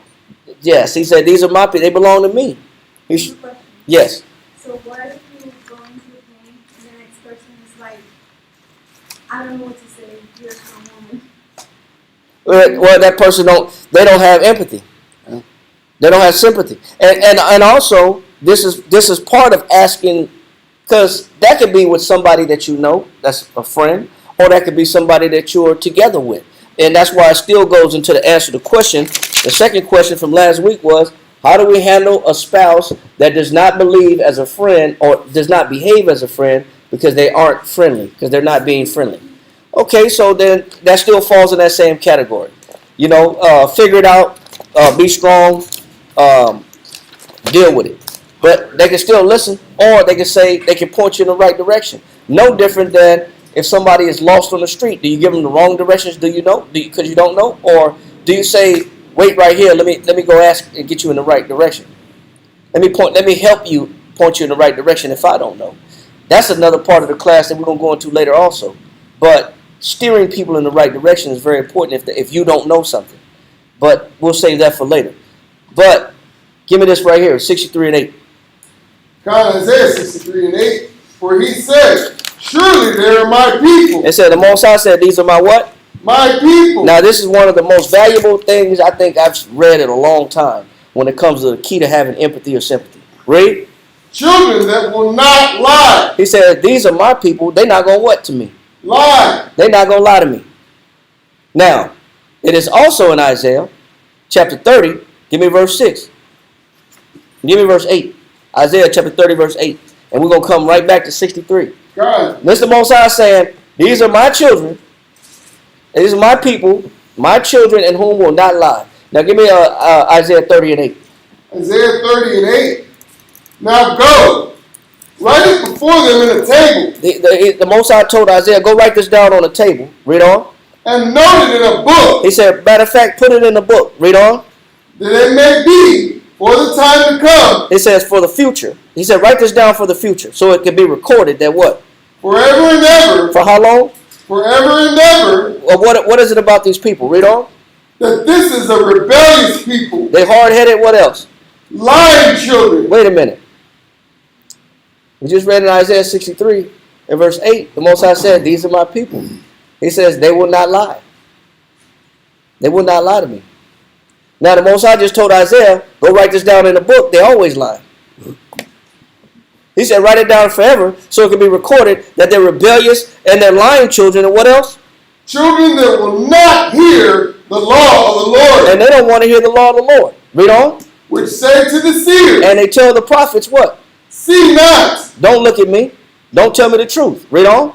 And to the prophets, prophesy not unto us right things. Go ahead. Speak unto us smooth things. So not only are we lying children, but we also like to hear lies too. We only want to hear lies. We want to be lied to, and we lie. Just lie to me, man. So then why would the Most High in Isaiah 63 and 8 say, these are my people, children who will not lie? And then we just read, the Most High said, this is a forever, perpetual lying people. And all they want to do is lie and hear lies told to them. That don't sound like it goes together, does it? Is the Most High confused? Those two verses don't go together. In one verse he said they don't lie, and in the next verse he said they always lie. Total opposite. What now? Now let's go back to Isaiah 63 and 8 and read that one more time. Isaiah chapter 63 verse 8. For he said, surely they are my people, children that will not lie. Stop. Then why would the Most High say this then? Think about it. Why would the Most High say this? Anybody? This quality, this virtue. Nope. When you're his child and you put him on his image and his character, you would want to live with you, like you're saying in the last class. You're representing him because you put him on his character. And your opinion nothing matters. Now when you put on your opinion, you become a liar. Because you'd say, I love you, but then I talk bad about you. That's not, he's still clinging you, he's not going to disown you. But you can tell, I can tell when you're really lying. You said it within it without knowing you said it. Yes, sis. What you got? To me, this is showing that he has sympathy and wisdom. Yes. What this is this is what this is talking about. This is what you just found out right here in this verse 8, Isaiah 63 and 8.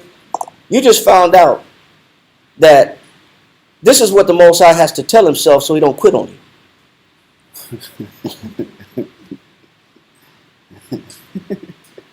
Hope that didn't go over your head. I hope that didn't go over nobody's head. We know the Most High is not a liar. Uh-oh. So if the Most High said, these are my children, these are my people, children in whom will not lie. Then we read, these are forever lying children that only want to hear lies. So which one makes more sense? You know what makes more sense? He knows that we're liars. But you also know what you find out also? This is the Most High telling himself what he needs to tell himself so he don't quit on us. He tells himself they're not going to lie to me, even though he knows we're liars. So what does that mean? That means he can't assume the worst about it. Say it again. He cannot assume the worst. So what does that mean when you don't assume the worst?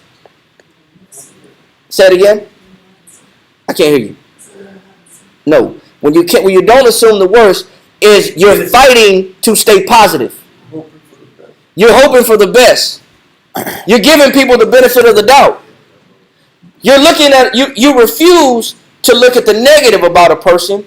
You're only choosing to look at the good in a person. The Most High knows we're liars. He knows that we want to be lied to. But what you're reading is, when he says these are children that will not lie, this is him saying, I'm only going to focus on the good and think upon them in a good way. I'm only going to give them the benefit of the doubt. Exactly.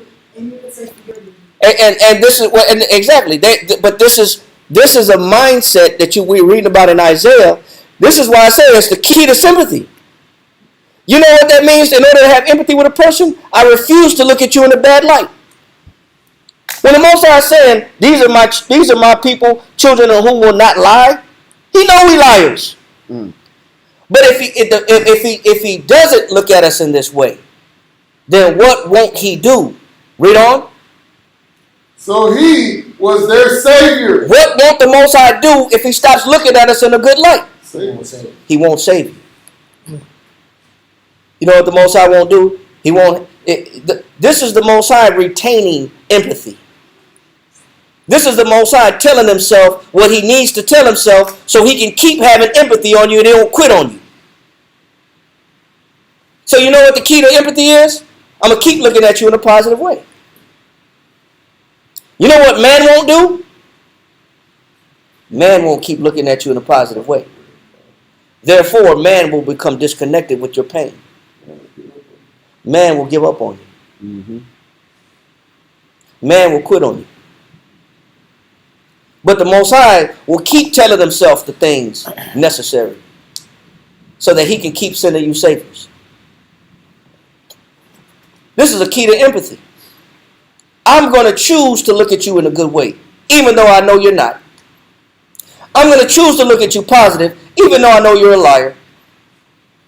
I'm going to choose to think the most positive things that I can think, even though I know you're full of it. It's a choice. It's a choice. So this is the key. That's why I said it's a key. This is a key to empathy. You got to constantly look at your people in a good light. Choose to do it. Yeah, that means that wives, you'll never be sympathetic or empathetic to your husbands if you don't keep looking at them in a positive way. Husbands, you will never be sympathetic and empathetic to your wives until you keep looking at her, unless you keep looking at her a positive way.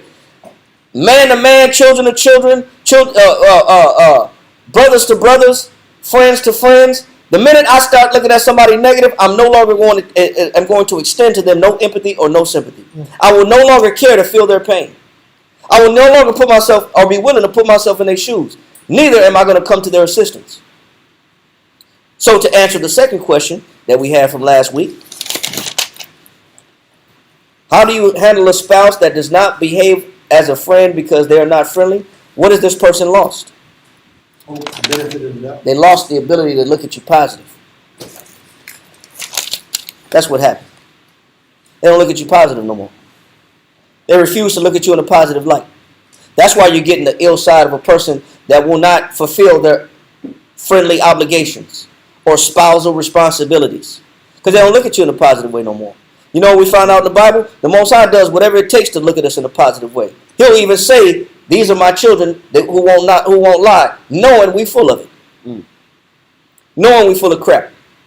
That's how you preserve your perspective. That's how you preserve a positive outlook. That's what we're reading about right now. That's why sympathy or empathy is a godly attribute. That's why I refuse to look at people in a negative way, because I can all day. People are so full of crap, I can see the negative in people all day long. But when do people turn cold to each other? When I can't retain a pure perspective. Now I don't care what you go through. I'm not care. You on your own. I'm not trying to save you. I'm not trying to save you out of that situation. No, the Most High said he will save us because he keeps looking at us positive. And for that reason, he'll keep saving us. That's why I said it's a key. So read that again. John, the whole verse. Yeah, give me yes. Because yes, give me the whole verse. Because one definition of sympathy is pity. If you don't look at a person in a positive way, you will not extend pity to them. If you don't learn how to share their pain or feel for them, you will not show pity to them. Read. Isaiah 63:8. For he said, "Surely they are my people." He said, "Surely they are what? My people. Go ahead. Children that will not lie." He said, "Yeah." Read. So he was their savior. And that's why the Most High can keep sending saviors, because he won't tell himself the obvious that we're actually not worth it. These are my people. I'm gonna be responsible for them. I'm gonna love them anyway. They ain't gonna lie to me. Kids, they're not gonna lie to me, even though you know that your kids are subject to what? Lying. But as a parent, you want to retain hope.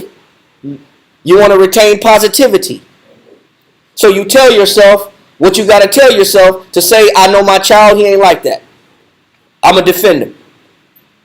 Even if I got to go to the school, I'll defend him, because I'm gonna maintain a positive. I'm trying to fight to keep a positive outlook." That's all we're reading about here. Go to Psalms 103 and verse 13. How do we know that this is the Most High showing us this is the way he sustains pity on us and sympathy on us? Go to Psalms 103 and 13. Psalms 103 verse 13. Like as a father. It said like a what? Like as a father. Because the Most High always is a what? Father. He's like a father. He's a good father. He knows that we're full of crap, and he still say, "These are my kids. These are my children." And they ain't going to lie to me. He still look at us in a positive way. He said like as a father, what? Like as a father pitieth his children. What does a father do with his kids? Pitieth his children. He pities his children. That's how you know the Most High knows exactly how to look at us in order to keep sending saviors to us, to keep having pity on us. He tells himself the best about us. He refused just to focus on the negative. He can, but he don't. He's a good father because he has pity on his children. Read on. So the Most High. It says, "So the Most High what? Pitieth them that fear him." And for those that fear him, he does what? Pity. He pities them the more. That means, you know what? I'm going to look past what got you in this situation. I'm going to look past your obvious blemishes. I'm going to look past your obvious faults and your obvious sins. And I'm going to have some pity on you. Or I'm going to have some sympathy on you. Because one definition of pity is sympathy. I'm gonna feel your pain. Instead of me looking at you like a sinner, let me at least look at you from your perspective. Let me see you. Let me look at you from your point of view. You know what? Let me have some pity on you, man. You need it. It ain't worth me getting this mad at you about. Read on. God. For he knoweth our frame. It said, because the Most High know what? Our frame. He know what we made of.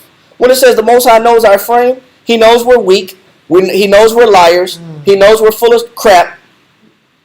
He knows we give in to our flesh. He knows we're sinners. He knows we're full of BS. But you know, the Most High still never loses he's the master of sympathy. He's mastered sympathy. And because he mastered sympathy, He can always come back with pity on the back end. I can keep distributing pity because I master sympathy. That's what people don't know how to do, though. They stop feeling for you. They stop feeling your pain and what you're going through. And when the minute they stop feeling your pain, you by yourself. You're on your own. You better figure it out. And they don't care about saving you out of trouble. They're going to depart from you. Read on. But the Most High is a good Father. He's different. For he knoweth our frame. Read. He remembered that we are dust. He said he remembered that we what? We're just dust. We're just dust, man. The Most High, I ain't going to be mad at dust. I'll be mad at dirt. These people are just dust, man. Why am I so mad about dirt? I'm going to take you personal. Why am I going to take you personal? At the end of the day, I'm arguing with clay and water. Earth and ash. I'm mad. At the end of the day, I'm mad at earth and ashes, man. What am I mad about? I'm tripping. I'm tripping. The Most High checking himself. Man, I know what's in these people. I know what they're made of. Man, why am I taking them so personal? That's why you shouldn't take people so personal. That's why you should remove the expectations off of people's shoulders. Because people are also dirt. People are also earth and ashes. That's why you shouldn't take people so personal. Which was supposed to be part 2, but we had to add in that friend information. Read on. As for a man. It said, as for a man, read. His days are as grass. It said, man's days are as what? Grass. That means here today, gone tomorrow. Why am I tripping on people? You should take the same instance in order to have the same empathy and the same sympathy when it comes to your own friendships and households and relationships. Why the hell are you walking around the house mad at somebody that's made out of dirt? Why are you holding a grudge for a week, 2 weeks long out of somebody that's made out of grass? That's similar, that whose time on earth is only as quick as grass. You know what that means? Life ain't long enough to be mad at people that long. Life ain't long enough to be holding no grudges. Life ain't long enough to be forever upset with people. You gotta learn how to let things go and have empathy for them. Because that's what the Most High do. He's showing you how he maintains sympathy for us. I'm not gonna argue with these lumps of dirt. Read. As for man. And no, go back to Psalms. Isaiah 63. Finish it up. Isaiah 63, verse 9. Finish it up. Isaiah chapter 63, verse 9. In all their afflictions. It says, in all their afflictions, read. He was afflicted. It said, what is the Most High do when we go through affliction? He was afflicted. Because he's a good father and he's mastered sympathy. So guess what the Most High knows how to do when we're going through suffering? He knows how to feel what we feel. That's why I said sympathy is a godly attribute. It's a divine quality. And you should also try to possess that quality. And you should also look for friends that possess that quality. You should also look for partners that possess that quality. Because that's a godly quality. The Most High has mastered sympathy. Read. God, in all their affliction he was afflicted, and the angel of his presence saved them. And the Most High, because he's mastered sympathy, he keeps sending what? Saviors. He keeps sending saviors. He keeps sending angels to protect us. Because he's the master of sympathy. Man has not been able to tell himself what he needs to tell himself to stay positive towards people. Man takes people too personally. Man damages each other through our inability to feel each other's pain. And we become careless and merciless and pitiless towards one another. And not reflecting the attributes of the Most High. Last verse, Hebrews chapter 2, verse 17.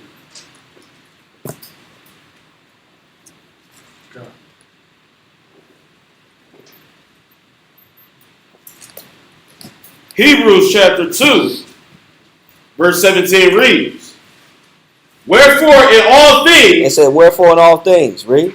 it behooved him Go ahead. to be made like unto his brother. It says, in every aspect, it was fit and necessary that Yahweh Shai be made like what? Unto his brother. That he be made on earth out of the same material that we were made out of the same dirt, earth, and ashes that we're made out of. Why is it so important that Christ be made like unto man and not an angelic spiritual being, which he could have been? Read. That he might be a merciful. Stop. The Most High is the master of sympathy, empathy, and mercy, and pity. Christ had to come in the fleshly form to learn what it feels like to be human, so that he can become what? That he might be a merciful. Stop. What did Christ have mercy? How did the Most High teach Christ mercy? How did the Most High teach Christ pity? How did the Most High teach Christ sympathy? You know what he had to do? He had to be in our shoes. He had to get in our shoes. He had to get in our flesh. He had to walk on this earth like we walk on the earth. Otherwise, he would have been disconnected with our pain. He wouldn't be able to say, "For God, Father, forgive them, for they know not what they do." But you know what? Being that the Most High is the master of sympathy, empathy, mercy, and compassion, Christ had to learn it. The way Christ had to learn it was he had to get in this flesh that we got. He had to get in our bodies that we have. He had to know what it feels like to be human with human temptations and human emotions. And still mastered sympathy and empathy. From a human perspective. Read on. Wherefore in all things it behooved him to be made like unto his brother. Why? That he might be a merciful and faithful high priest. Go ahead. In all things pertaining to the Most High. Read. To make reconciliation. And to make what? Reconciliation. Because he could petition for us because he knows what we're going through. He knows how we feel. He's the perfect person to reconcile with the Most High. That you got, Father, let them go. They don't know what they're doing. Chalk it up as ignorance. Read. To make reconciliation for the sins of the people.